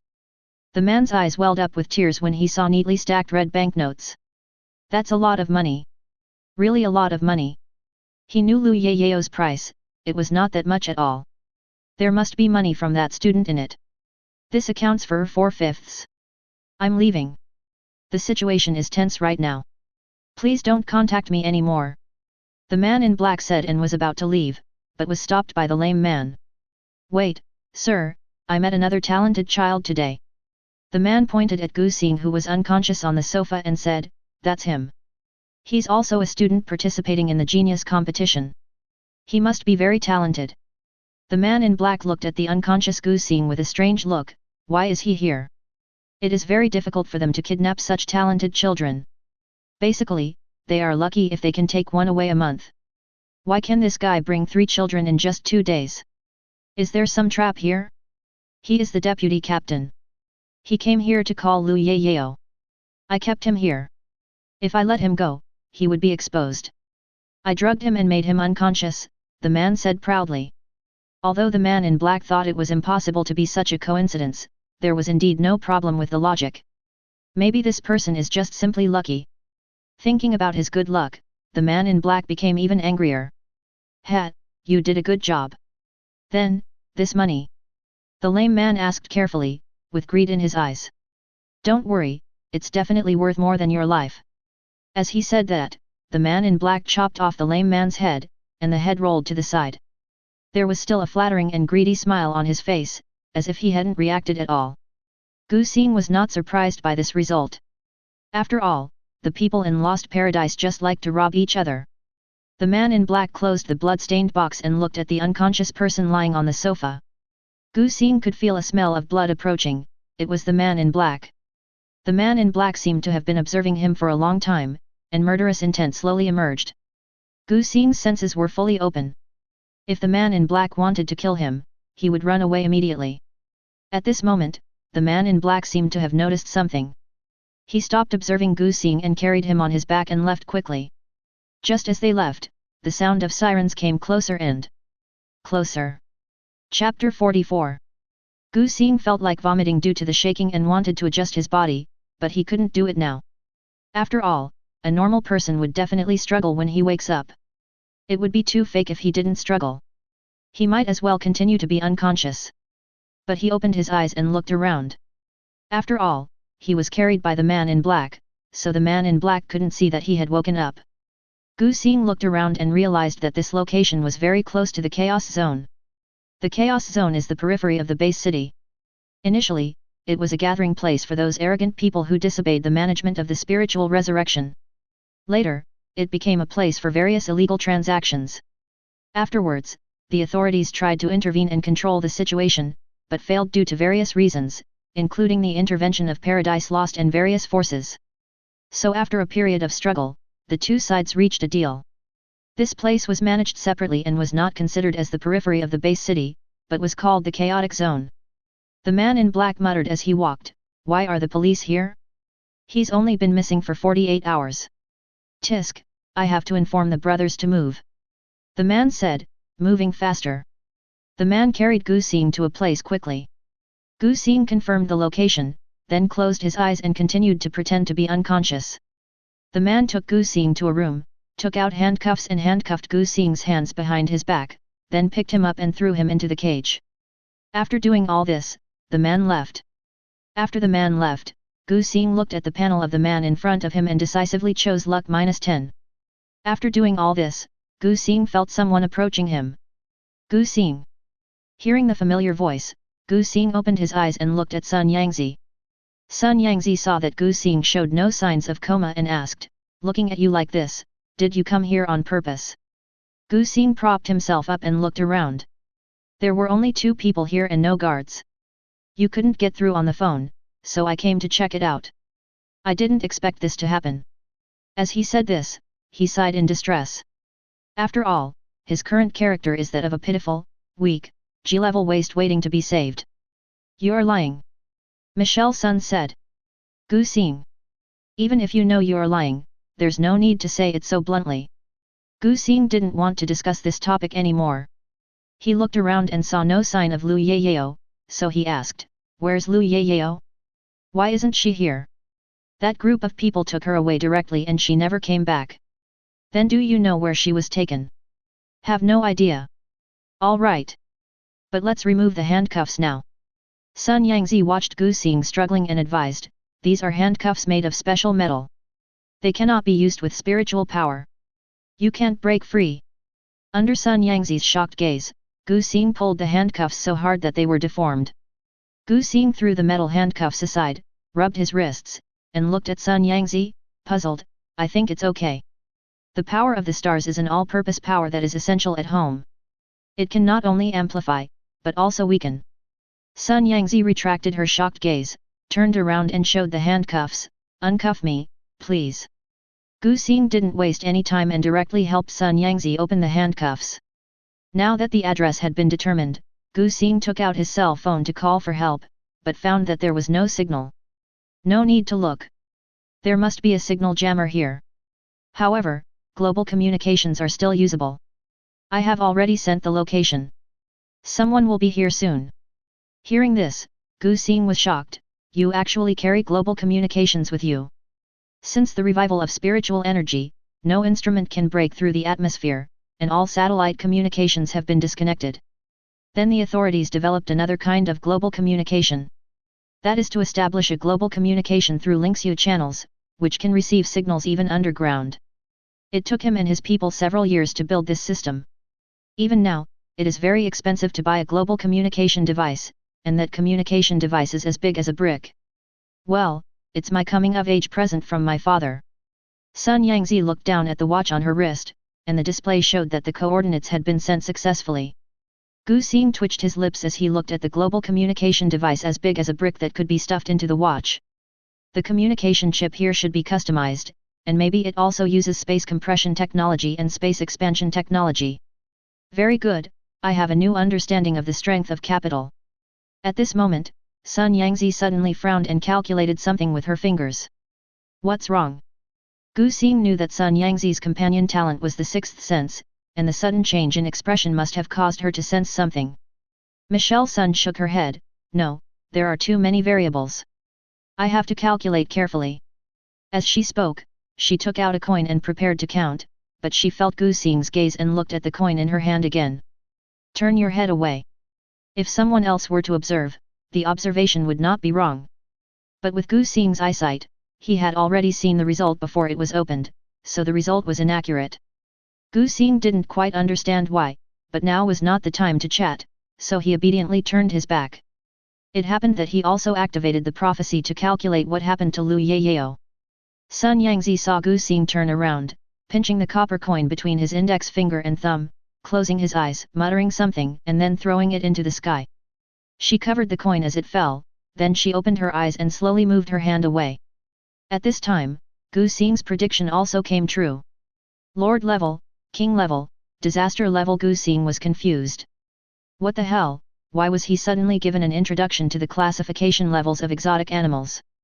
Unable to figure it out at the moment, Gu Xing turned to ask Michelle Sunday, how did you calculate it? Michelle Sun looked at the coin which was facing up and finally shook her head. I can't figure it out. Oh, okay. Gu Xing complained that Sun Yangzi's companion talent was not very useful, so he continued to think alone. Sun Yangzi looked at Gu Xing, then looked down at the copper coins in her hand. She would habitually calculate her fortune every time she went out, and she also calculated it yesterday when she went to deal with Lu Yayao's problem. If you don't solve it, it will be very bad. To solve, very bad. My grandfather once said that no decision is a dead end. If there is, there must be a huge variable that can change the overall direction of everyone. Just now, she got the result of divination. Good luck. At this time, Gu Xing frowned and thought. This is just a small group led by an elite member, and there are no people above the Lord level. After the last Lord level incident, Gu Xing was certain that his prediction must be accurate. Then why are his prophecies divided into 3 levels, Lord level, King level, and Disaster level? Suddenly, Gu Xing remembered the introduction of Lu Yayao's companion talent. Discovered and cultivated her, she should belong to when I think about how I complained that she was born to be a villain. A bad premonition appeared in Gu Xing's mind. Not good. We have to find Lu Yayao quickly. Chapter 45. Seeing that Gu Xing looked unhappy, Sun Yangzi guessed that he must know what was going to happen. His face was solemn, and he quickly calculated with his hands, then pointed in a direction. I hope it's not too late now. Gu Xing prayed in his heart. After all, Gu Xing knew clearly that Lu Yayao's psychological defenses were weak, and now that she was targeted by Lost Paradise, the consequences would be disastrous. With just a little guidance, it would be easy for her to turn against the group and become a member of Lost Paradise. If Lu Yayao is really bewitched by Paradise Lost, then she will become a chess piece in their hands, at least a Lord level existence. The lowest level is Lord level. Gu Xing gritted his teeth. That was a tool he had found with great difficulty. If he was abducted by the people of Lost Paradise and became the backbone of the team, he would be really angry. At the same time, Lu Yayao was locked in a dim room. Her eyes were filled with fear and helplessness. It was pitch black all around her, with only the painting on the door emitting a faint light. The painting was a sea of red, thick and bloody, as if it was an ocean formed by blood. There are several white skeletons floating in the red ocean, floating on the sea in various postures. When Lu Yayao saw those skeletons, the fear in her heart reached its peak. It was clearly just a skeleton, but Lu Yayao could see the skeleton's face. Those were the people she hated. Classmates who bullied her, indifferent neighbors, and the father who once wanted to strangle her. Moreover, a voice kept appearing in my mind. Kill those people, they don't deserve to live in this world. Human beings are greedy, selfish, and stupid. Look, the world is so corrupt, why don't we destroy it? Humans on this planet have never been the righteous side. Lu Yayao kept backing away in fear, not daring to approach the door. She leaned against the wall and slowly squatted down, covering her head and shaking it. No, no. Lu Yayao's body trembled involuntarily, and her eyes were filled with fear and despair. She closed her eyes and refused to face the painting again, but the voice in her ears did not stop. As the bewitching voice echoed in her ears, her thoughts gradually followed that voice. The Red Sea in the painting was surging, and she was reminded of the scenes she didn't want to recall in the huge waves. My father's eyes that seemed to want to strangle me to death, the whispers of the neighbors around me, my classmates' constant distance from me. She clearly did nothing wrong, it was all because of her damned eyes. She had suffered so much just because of these eyes. Why, on what basis? The voice continued to bewitch her in her ears, infinitely magnifying the resentment and despair deep in Lu Yayao's heart. Maybe this voice is right and this world is a mistake. If it's destroyed. Lu Yayao stood up slowly, her eyes empty and her legs moving uncontrollably towards the painting. When approaching the painting, Lu Yayao stretched out her hand to touch the painting. The Red Sea in the painting seemed to stretch out its big blood-red hand, trying to pull Lu Yayao into the abyss. At this critical moment, the door was slammed open and Gu Xing and Sun Yangzi rushed into the room. I saw the painting inlaid on the door. With the sound of the door breaking, the Red Sea on the picture spread rapidly like boiling blood, ignited without fire, and finally turned into a wisp of green smoke and dissipated in the air, leaving only an empty frame. Lu Yayao, why are you? Sun Yangzi's eyes immediately locked on Lu Yayao, who was trembling in the corner. She wanted to go forward to comfort her, but was stopped by Gu Xing. Gu Xing stared at the panel next to Lu Yayao, frowning as he looked at the various negative emotions in the status bar, including severe fear, severe sadness, severe anger, moderate confusion, and moderate collapse. He looked around. There was no light in the dim room, only faint light coming in from the door. There was no one there. It was so quiet that the only sounds he could hear were their breathing and Lu Yayao's faint sobs. But Gu Xing knew that if it was just claustrophobia, Lu Yayao's emotions would not be so out of control or even so chaotic. So, what happened? The sirens of police cars sounded from a distance, gradually approaching. The sound made Lu Yayao's body shrink suddenly. She looked up at the door, her eyes full of fear. At this time, the terms chaos and world weariness began to appear. Tisk, this is starting to get difficult. Gu Xing turned around and explained some things to Sun Yangzi.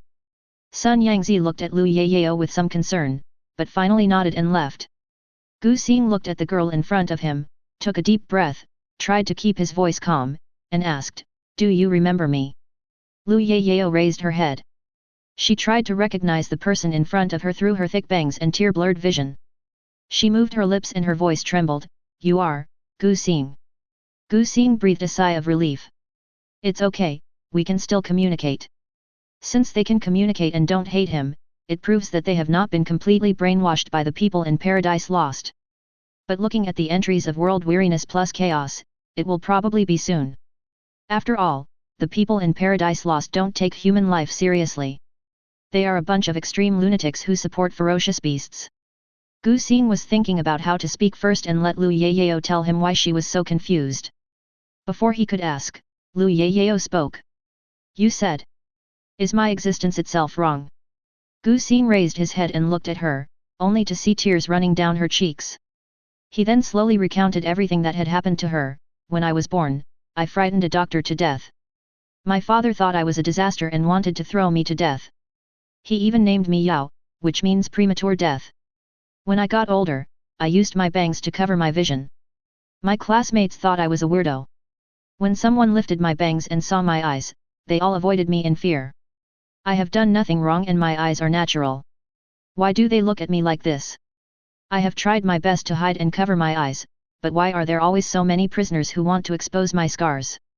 At this point, Lu Yayao's voice was filled with despair and anger. If everyone's eyes were dug out. Gu Xing listened to the last sentence in disbelief. Such an introverted girl actually said something like gouging out eyes. As expected, the brainwashing skills of the people in Paradise Lost are very strong. Gu Xing looked left and right, but couldn't find any tools that could be used to brainwash people. But these are secondary. The top priority now is to comfort Lu Yayao. Chapter 46. So, Gu Xing thought about what Lu Yayao said and first confirmed, "I understand how you feel, so let's talk it out. First of all, we have to make it clear that your eyes are indeed very special, right? It's normal for doctors to be a little timid and faint, right?" Lu Yayao nodded, "Yes, those nurses are afraid of me." "Well, do you know what needs to be done when a newborn is born?" Lu Yayao shook her head, she didn't know. Newborns need their umbilical cords cut, their bodies wiped, their weights measured. Do you think all this is done in a vacuum? Lu Yayao was stunned. Yes, these all need to be done by a nurse, and only after finishing these can she be sent to her mother's arms. Then other people are afraid of me too. This doesn't include everyone. Did Michelle's son move away from you after seeing your eyes? And did I move away from you? Lu Yayao was stunned again. She trembled her lips and continued to refute, "My father named me Yao. But, weren't you called Yayao in the end?" Gu Xing interrupted Lu Yayao and said calmly, "One Yao means premature death, but two Yaos are mentioned in the Book of Songs. The peach tree is flourishing and luxuriant. The word Yao here means gorgeous and flourishing." Lu Yayao was stunned. She was a little unbelievable, really. Gu Xing nodded and concluded, "So, the difference you were born with is not your fault. Your eyes are your unique mark. Sometimes this world is too narrow to tolerate a little difference. But everyone is born with something special, it's just that your uniqueness is more obvious." Tears welled up in Lu Yayao's eyes and her body was shaking. "Is that so?" Gu Xing watched as the chaos entry in Lu Yayao's status bar disappeared, so he walked forward a few steps, stretched out his hand and gently patted her shoulder. "I know there are a lot of idiots in the world, but you can't just keep watching those idiot monkeys yelling. You have to go and look at normal people, like your mother." Lu Yayao's pupils trembled. Mother. At this time, Sun Yangzi just rescued Lu Yayao's mother, and they rushed over at the first opportunity. "Yayao!" Mother shouted at Lu Yayao. Lu Yayao used to hate this name, but now, gorgeous and lush? Lu Yayao's tears burst out and she threw herself into her mother's arms, sobbing. Sun Yangzi walked over and looked at Gu Xing, then at the crying Lu Yayao, asking what had happened. The shielding device here was turned off, so Gu Xing could connect to the internet and he searched the internet. In his previous life, the meaning of Yayao was indeed what he said, but it is not the case now. Because there is no book of songs in this world, he has to spend some time to supplement it. Why did he become a historian after being a psychiatrist? Just then, the system panel appeared. Due to your intervention, Paradise lost an important member *1, star points plus 50. The chain reaction caused by your actions saved 100,000 people, star points plus 10 star point, 77.4 Gu Xing. Achieve moderate prosperity in no time. Well, he has become a psychiatrist and historian. So Gu Xing whispered to Sun Yangzi, don't let Lu Yayao touch her phone recently. If Lu Yayao asks you what her name means, don't tell her. Michelle Sun looked confused, but still nodded to show that she remembered. But let's put aside the matter of being a historian for now. He has to ask Lu Yayao what exactly happened here. But before Gu Xing could ask, Lu Yayao had already fainted, and the status bar showed that she was overly emotional. Gu Xing. Let's leave first. Sun Yangzi looked at Gu Xing and said. Gu Xing looked at the dim room and shook his head, send this mother and daughter to the hospital first. I have something to take care of here. Sun Yangzi looked at Gu Xing and asked, so you can't fight me today? Gu Xing. Is this person's mind full of fighting? Gu Xing could only helplessly say, wait until later, when there is a chance. Okay. Seeing that there was no hope, Sun Yangzi left without any regrets. Gu Xing breathed a sigh of relief, took out his cell phone, turned on the flashlight and observed everything in the room. There was nothing in this room, but Gu Xing was still looking for clues. He didn't believe that just being put in solitary confinement could cause a person to suffer from such extreme states as confusion and world weariness. Gu Xing looked at the surrounding walls and found nothing suspicious, so he slowly closed the door. When closing the door, Gu Xing noticed that there was only a frame behind the door. This door was a wooden door. Moreover, it is a door without windows, but there are a few useless protrusions that look like decorations. Gu Xing gestured and it looked like something rectangular was fixed. Something should be placed here. Gu Xing thought about it. There were too many things that could be hung, and there was no trace left. He could only wait for Lu Yayao to wake up or for the results of the interrogation to come out. Lu Yayao woke up at night. Her physical condition was normal, but she was a little too frightened and needed to rest for a while. Gu Xing asked Lu Yayao about her memory in the small dark room, but Lu Yayao didn't remember anything. I only remember that the room was very dark and my mind was very confused. I just wanted to kill everyone. Then you came. Lu Yayao's voice trembled when she thought of what happened at that time. Well, don't think about it, just have a good rest. Gu Xing hung up the phone decisively when he couldn't get any information. Gu Xing probably guessed the result of the interrogation because he received 4 star point hints in a row. The current star point has reached 82.4 points, but Gu Xing does not feel very happy. He seemed to have heard the term world weariness before, from the principal, and the same thing happened to Meng Shui. But what is the connection between Lu Yayao and that Meng Shui? Gu Xing lay in bed, unable to fall asleep for a long time. He always felt that the two of them could be connected, but there was a key connecting factor missing. The age is wrong, the personality is wrong, the identity is wrong, and there is no kinship. Hiss. I can't figure it out. Let's take a look at my new skills first. Gu Xing sat up suddenly and took out a small mirror that Gu Yu had left in the living room. To expand the system panel, you must be able to see the other party.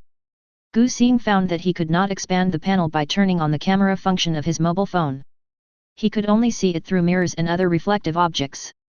The moonlight outside was very bright, and Gu Xing was too lazy to turn on the light. After all, his purpose was not to look in the mirror, but to unfold the panel and find his skill bar. Do you want to spend 50 star points to awaken new skills? Chapter 47. Looking at the unlocked one, Gu Xing took a deep breath and chose yes. Unlock successful haunted, reduce presence, conceal aura current remaining star points, 32.4. After unlocking it, Gu Xing could clearly feel how to use the power of the stars to conceal his aura. According to the extra memory, the hidden aura includes sound, smell, and other factors. Even if he is standing in front of the other person, as long as he does not deliberately show his presence, the other person will automatically ignore it. Gu Xing. Magical skills, exclusive to MOU. However, the higher the level, the more star power the opponent will ignore his own consumption, and Gu Xing could not grasp this range. Can this skill evade those dog noses from Paradise Lost? At this time, the system pops up a window note, This skill can block any detection. Oh, so that's how it is. Gu Xing finally felt relieved.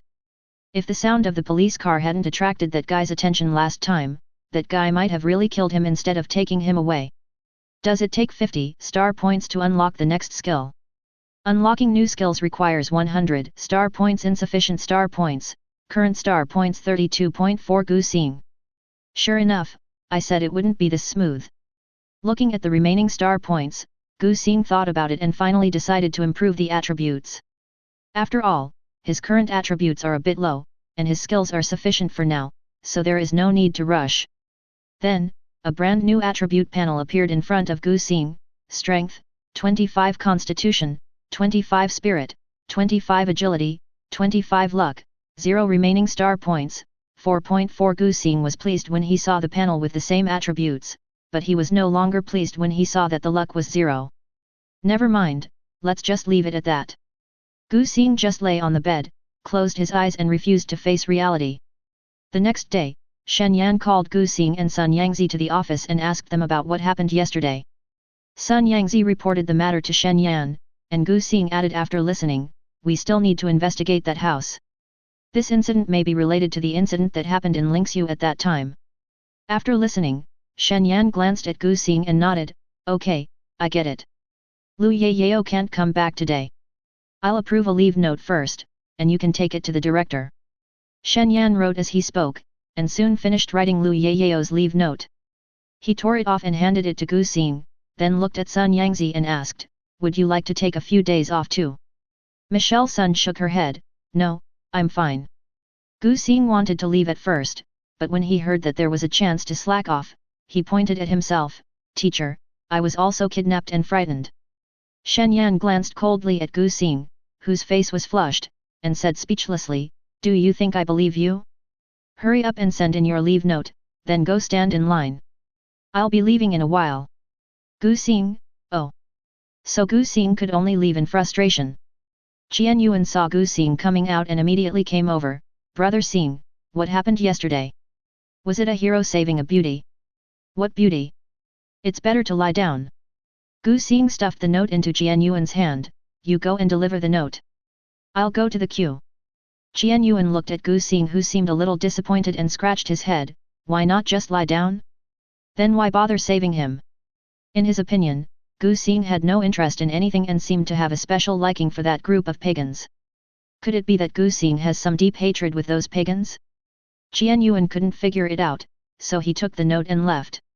Gu Xing walked back to the playground alone, looking at the people gathered in groups of 3 or 4 on the playground.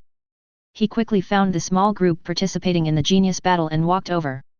Otherwise, he would just stand there alone, and Shen Yan would come over and talk to him again.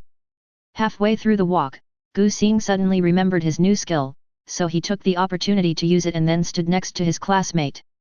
The classmate was happily chatting with the person next to him and didn't care about Gu Xing approaching at all. Gu Xing walked in front of everyone, but no one paid attention to him. "I didn't expect this skill to be so useful, and the consumption of star power is not that great. This should be because these people are of low level." Gu Xing concluded and cancelled the use of the skill. As the skill was cancelled, many people saw Gu Xing. Zhou Chongming looked at Gu Xing, a little surprised, "Gu Xing, when did you come? I haven't seen you coming yet." "Oh, I just came here not long ago." Su Dong looked at Gu Xing and made an impatient tisk. Gu Xing looked at Su Dong with a friendly smile on his face and asked, "Excuse me, classmate Su Dong, have I offended you in any way?" Although he didn't want to pay attention to the fool, this fool always showed up in front of him, and his patience was limited. Su Dong didn't expect Gu Xing to say it directly. He was stunned for a moment, and then snorted coldly, "I just don't like you, what can you do?" "Gu Xing. This is the second time I have seen such a cocky person. The last time he was so cocky that his face was slapped crooked, and now he avoids me when he sees me." Su Dong snorted coldly, "I hate people who are good at studying and look handsome the most." Gu Xing. The anger suddenly subsided, which was so strange. So, Gu Xing thought for a moment and replied, "Thank you for the compliment." Gu Xing's anger subsided, but Su Dong's anger rose. He yelled, "Do you think I'm praising you?" Gu Xing scratched his head, "Isn't it? You?" Su Dong's eyes widened with anger. "Gu Xing. A voice sounded from behind the two of them, and Gu Xing turned around curiously to see who was calling him. Chapter 48. Looking at the person coming, Gu Xing was a little surprised. Ah, it's Zhou Ping, Li Chengxia's friend, right? Zhou Ping was a little surprised when Gu Xing called out her name. I didn't expect you to remember me. Gu Xing nodded and smiled. Of course I remember, but what do you want to see me about? That was the first elite friend in Paradise Lost that he personally dealt with, so of course he had an impression of him. Oh, that. Zhou Ping bit her lip and said, I haven't been able to contact Li Chengxia since she dropped out of school, and I don't know her home address, so I wanted to ask if you have contacted her recently. Gu Xing felt helpless when he heard this. The real Li Chengxia died a long time ago, and the fake one also died after the game. But I really didn't expect that even with the reputation of cheating in the competition, she still has friends who care about her. We haven't been in touch since that time. Maybe she changed her phone number. I see. Zhou Ping was feeling a little down, so she said thank you and decided to leave. Etc. Su Dong at the side spoke up, causing Gu Xing and Zhou Ping to look at him in unison. Su Dong looked at Zhou Ping's tearful eyes, raised his hand and wanted to wipe it away for her, but finally put his hand down. What's wrong, classmate? Zhou Ping looked at Su Dong and asked. Well, Su Dong mustered up his courage and said, I can help you find out about Li Chengxia. When Zhou Ping heard this, a slight smile appeared on her face. Thank you for your help, classmate, but it's not necessary. Zhou Ping lowered her eyes, looking somewhat lonely. I'll ask the teacher. If I can't get any help, forget it. She just felt that Li Chengxia left too hastily and didn't even take the luggage from the dormitory, so she wanted to ask. Okay then. Su Dong felt a little disappointed. Well, I'm leaving now. Goodbye. Zhou Ping said and left. Su Dong just stared at Zhou Ping's back as she left. At this time, Sun Yangzi came and saw Gu Xing standing away from Su Dong with a look of disgust on his face. She asked, what's wrong? Gu Xing smacked his lips and said, it's okay, I suddenly want to eat watermelon. This kind of scene should be watched while eating melons. Gu Xing responded casually, ignoring Sun Yangzi's thoughtful expression, and went directly to Su Dong and asked, do you like Zhou Ping? After hearing this, Su Dong took a few steps back, looking incredulous. How do you know? Gu Xing looked at him as if he was a fool. Because I'm not stupid. Su Dong snorted coldly, so what if you know about it? Gu Xing looked at Su Dong and smiled. Su Dong clenched his fists in anger, what are you laughing at? Gu Xing stopped smiling and said, it's okay. Because people really laugh when they are speechless. At first he thought Su Dong was just like the other people who disliked him and had nothing to do. But Su Dong still persisted in coming to provoke him even when he ignored him. Gu Xing began to wonder if he had been discovered when he had put a sack on and beat those students who deserved a beating, or if he had really offended him in some way. He even began to doubt whether this person was from Paradise Lost, but the result. Telling him now is treating him as a love rival. Is this something that only teenagers would worry about? Gu Xing sighed, I'm not interested in Zhou Ping. Su Dong snorted, Zhou Ping is such a good girl, how could you not be interested in her? Gu Xing. 6. What a strange theory. She confessed to me before, and I rejected her. Su Dong was very angry when he heard this. What? Zhou Ping actually confessed to you? Gu Xing choked, then sighed, walked over and patted Su Dong on the shoulder, saying, relax, a nerd like me has no interest in dating. You have to be brave to love. Go and confess your love to Zhou Ping. Maybe she likes you too. Su Dong got even angrier when he heard this, and said with gritted teeth, she said she likes good-looking and good-looking people. Gu Xing. So, originally Su Dong looked down on those who were good at studying and good-looking equally, but now that he has revealed Zhou Ping's confession, is this considered walking into a trap? Gu Xing looked at Su Dong's face, was silent for a while, and tactfully persuaded, we can change our target and find someone who likes to study well but doesn't care about looks. You. Su Dong was so angry that his veins popped out, and Gu Xing ran away.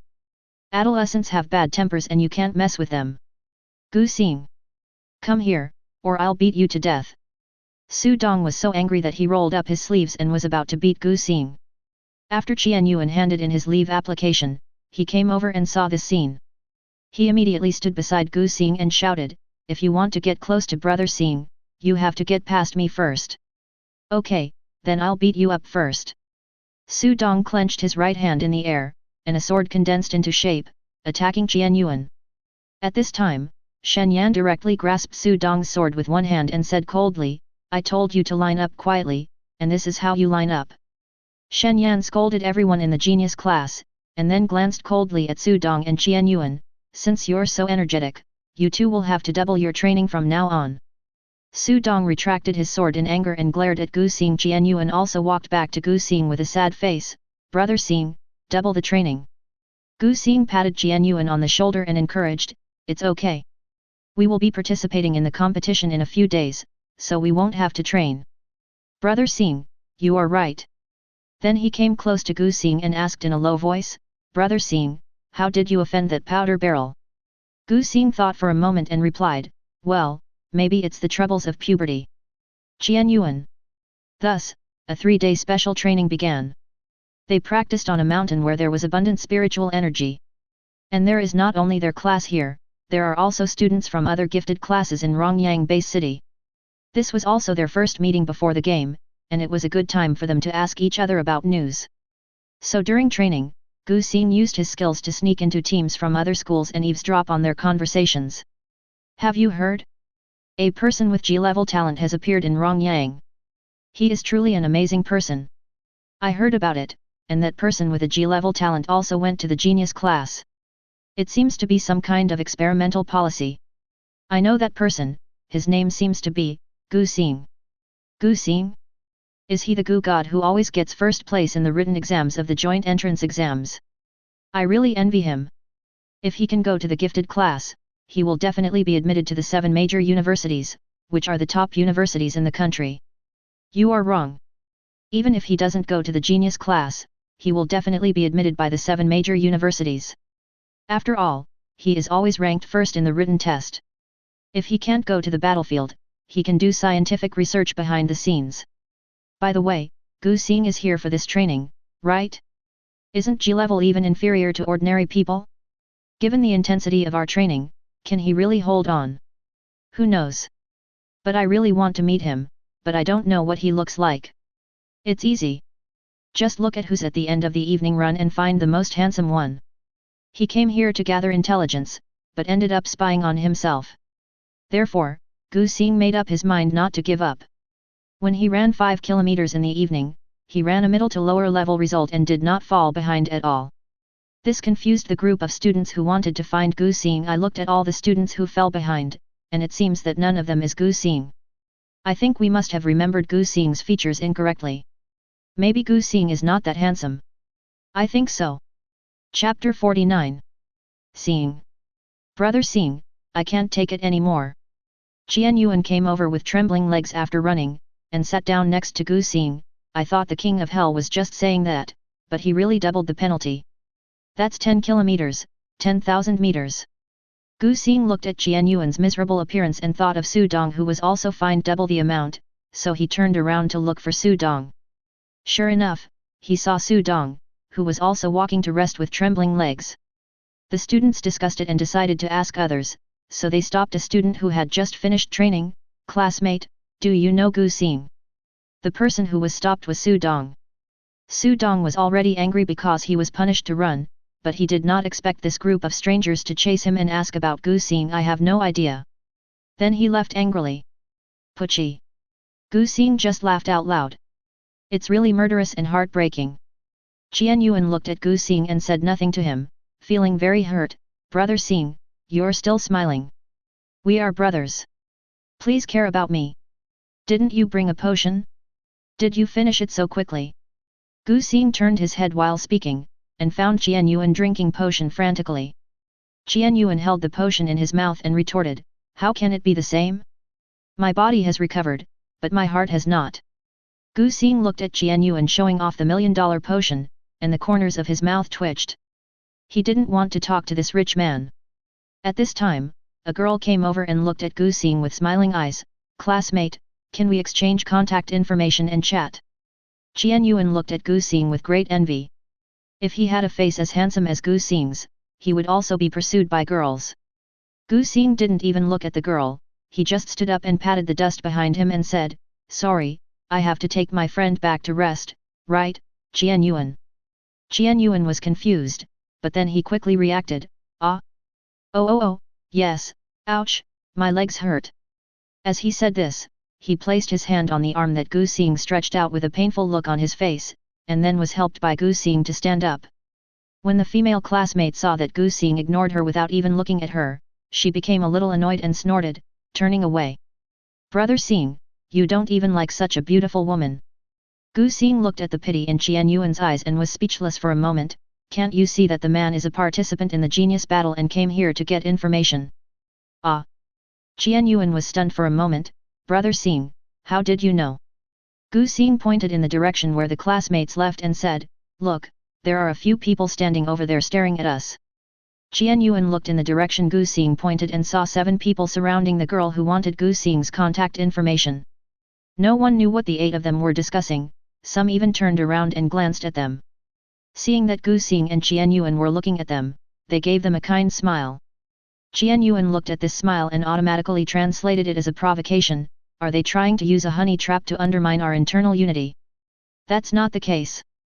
Maybe they knew that I, a G rank, participated in the genius battle, so they came to test me, and Gu Xing sighed, even if they don't use any tricks, we are all quite scattered internally.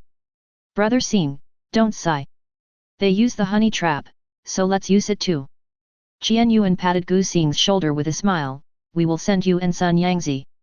Gu Xing rolled his eyes, go if you want. Ah? I'm just a fat guy. At most, your plan will fail, and I'll take the beating for you. Okay, go back and rest early. We have to continue training tomorrow. Oh. The special training dormitories all have 4 people, but because of Qian Yuan's ability to make money, Gu Xing and Qian Yuan were assigned to a dorm for 2 people. At night, Gu Xing was wiping his hair with a white towel when someone knocked on the door. Gu Xing wiped his head with one hand, walked to the door and opened it. Outside the door is Michelle Sunday. It's so late, is there something wrong? Gu Xing was a little confused. Sun Yangzi handed the bag in her hand to Gu Xing and said, the watermelon you asked for. Gu Xing. When did I say I wanted watermelon? Morning. Gu Xing thought about it and it seemed that he had indeed mentioned it in the morning after seeing a campus romance. But that's not what he meant. Brother Xing, what are you doing? Qian Yuan saw Gu Xing standing motionless at the door, so he went over to check, and saw Sun Yangzi holding a watermelon and about to give it to Gu Xing. Looking at the watermelon, Qian Yuan's eyes lit up. Wow, Brother Xing, how did you know I wanted to eat watermelon? Then he snatched the bag from Sun Yangzi's hand and ran to the coffee table to cut the watermelon. Gu Xing turned to look at Zigua, then looked at Sun Yangzi, and sighed, thank you, would you like to come in and eat with us? Sun Yangzi thought about it, finally nodded, and walked in. So the 3 of them gathered together. Qian Yuan took a knife, cut the watermelon into 3 pieces and handed them to the 2. Gu Xing took a bite and found the watermelon sweet and juicy, and even had spiritual power surging in it, which was a bit surprising. This kind of watermelon is a spiritual plant. Spiritual plants like this can only be planted in Lingxiu, and they can easily attract strange beasts, even groups of strange beasts. The higher the level of Lingxiu, the more expensive the spiritual plants produced, and the more spiritual power they contain. Gu Xing estimated that watermelons like this could only be grown in Lingxiu above the chaos level. Wow, I don't often eat watermelons that contain so much spiritual power. If it were just expensive, Qian Yuan would eat so much that he would vomit. The main problem is that it is difficult to buy. Even the Qian family cannot eat it every day and has to make a reservation. Qian Yuan ate a lot of it and soon finished it. He cut another piece, took a bite and sighed, it would be even better if it was iced watermelon. After saying this, Qian Yuan suddenly thought of Sun Yangzi's ability, so he immediately said, Sister, please help me freeze the watermelon. Michelle Sun glanced at the watermelon that Qian Yuan was taking a bite of, stretched out her finger and pointed, and the surface of the watermelon instantly froze. Qian Yuan took a bite and heard a crisp sound. Qian Yuan felt like he was biting on a big block of ice, and his lips and tongue were stuck. Qian Yuan stood up quickly and went to find hot water to save his life. Gu Xing. How cold is this? Seeing this, Michelle Sun apologized, sorry, my ice can't control freezing temperatures. It's okay, he's greedy, he deserves it. Gu Xing comforted him, but he ate a piece of watermelon with a guilty conscience and breathed a sigh of relief. Fortunately, he didn't ask Michelle Sun to freeze him just now, otherwise he would have made a fool of himself. The two of them ate watermelon in silence. Sun Yangzi finished a piece of watermelon and threw the rind into the trash can next to her. Then she looked at Gu Xing and asked, "So when can we fight?" Gu Xing took a bite of the watermelon, looked up, and looked at Sun Yangzi, with the question mark slowly appearing in his head. He thought that giving him the watermelon was a way of repaying him for saving his life, but he didn't expect that he was still asking about the fight. Does this fight have to happen? He really doesn't want to fight, but it's hard to pretend. Gu Xing swallowed the watermelon in his mouth, looked at Sun Yangzi, and asked curiously, "Why do you want to fight me?" Michelle Sun said seriously, "At first I was curious about your strength, then you became a member of the team, and you are my team member, so I need to know your strength. But the strength you showed a few days ago made me realize that I am not qualified to know your strength. Now I just want to try and see how big the gap is between us." After listening to Sun Yangzi's long speech, Gu Xing pondered for a moment. If Michelle Sun had only said the previous part, he would have just pretended to be nice and gotten away with it, but now. Gu Xing sighed, "I took a shower today and don't want to exercise. Let's wait until tomorrow." After hearing Gu Xing's accurate information, Sun Yangzi's eyes lit up and she nodded, "Okay, then tomorrow, I'll have someone prepare the venue." Chapter 50. The next day, after finishing their daily training, Gu Xing and Sun Yangzi came to the underground arena. Gu Xing looked at this place, somewhat surprised. "I didn't expect there was a ring here." He thought they were just finding an open space to fight casually, but he didn't expect that they could actually fight on the ring. This way he can fully release his fists and feet. Well, once the special training for the genius class is over, everyone else will leave, but those who participated in the junior genius battle will stay to get to know each other and have friendly sparring. Oh, no wonder. Gu Xing nodded, understood, and then looked around. There are also auditoriums here, but they are obviously much smaller than those in school. The sound of their footsteps echoes here, making it seem particularly deserted. The special training for the gifted class lasts for 1 week, and their special training for the competition lasts an additional week. If there is a fighting arena, there will probably be a lot of friendly competitions. Sun Yangzi thought Gu Xing was looking around for surveillance, so she said, "I know you don't want others to know your strength, so I asked someone to turn off the surveillance here. Don't worry." Gu Xing was a little surprised. He didn't expect Sun Yangzi to notice this. Sun Yangzi walked to the base next to the arena and placed a crystal core. As the energy from the crystal core was supplied, complex patterns slowly emerged from the formation around the arena. Gu Xing looked at the formation and nodded. This formation looked like it had been regularly maintained, with no signs of damage at all. Gu Xing thought about it. Sun Yangzi was an ice elementalist.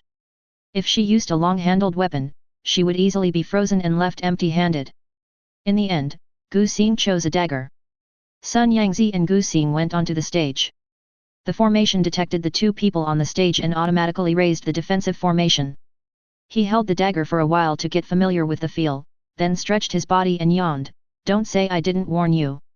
I don't have any special skills. I rely entirely on basic attributes. Don't hold too high hopes on me." Sun Yangzi listened to this, kept a combat-ready posture, stared at the dagger in Gu Xing's hand, and replied, "Even if you don't have skills, you're still much better than me."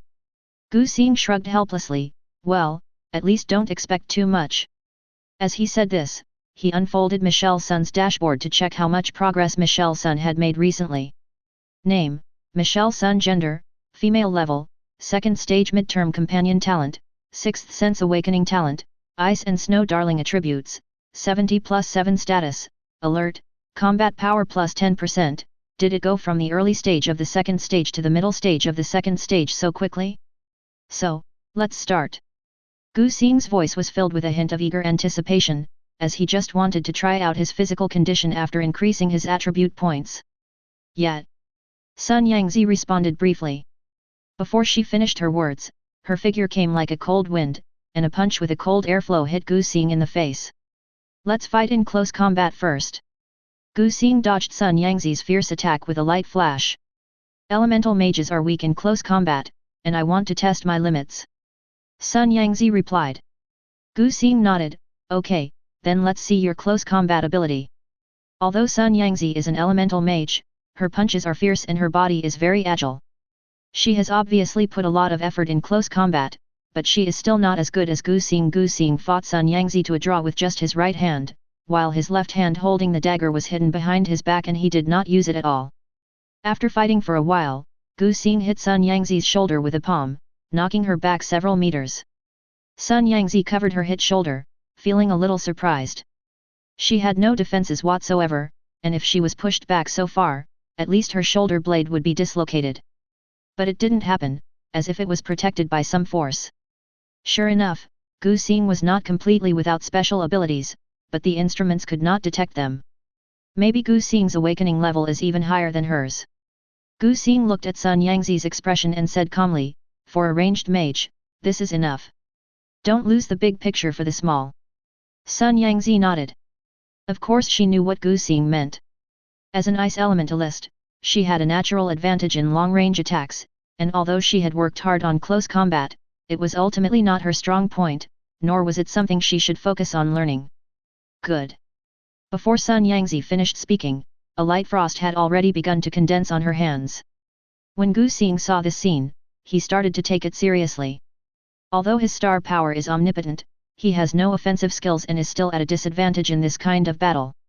Sun Yangzi just waved her hands, and a biting cold current instantly swept across the entire ring. With her as the center, frost quickly spread, covering every inch of the ground. Gu Xing felt a biting chill on his face, and looking at the white snow-covered arena, he couldn't help but be surprised. Is this a field skill? Domain skills are only possessed by kings or even disasters, and those who are lucky enough to absorb this skill must at least reach the 6th level. If you enjoyed this video, please give it a like and subscribe to the channel so you're notified of future uploads. You can find the next parts in the playlist visible on the screen or on my channel. Thank you for watching, and I'll see you in the next one.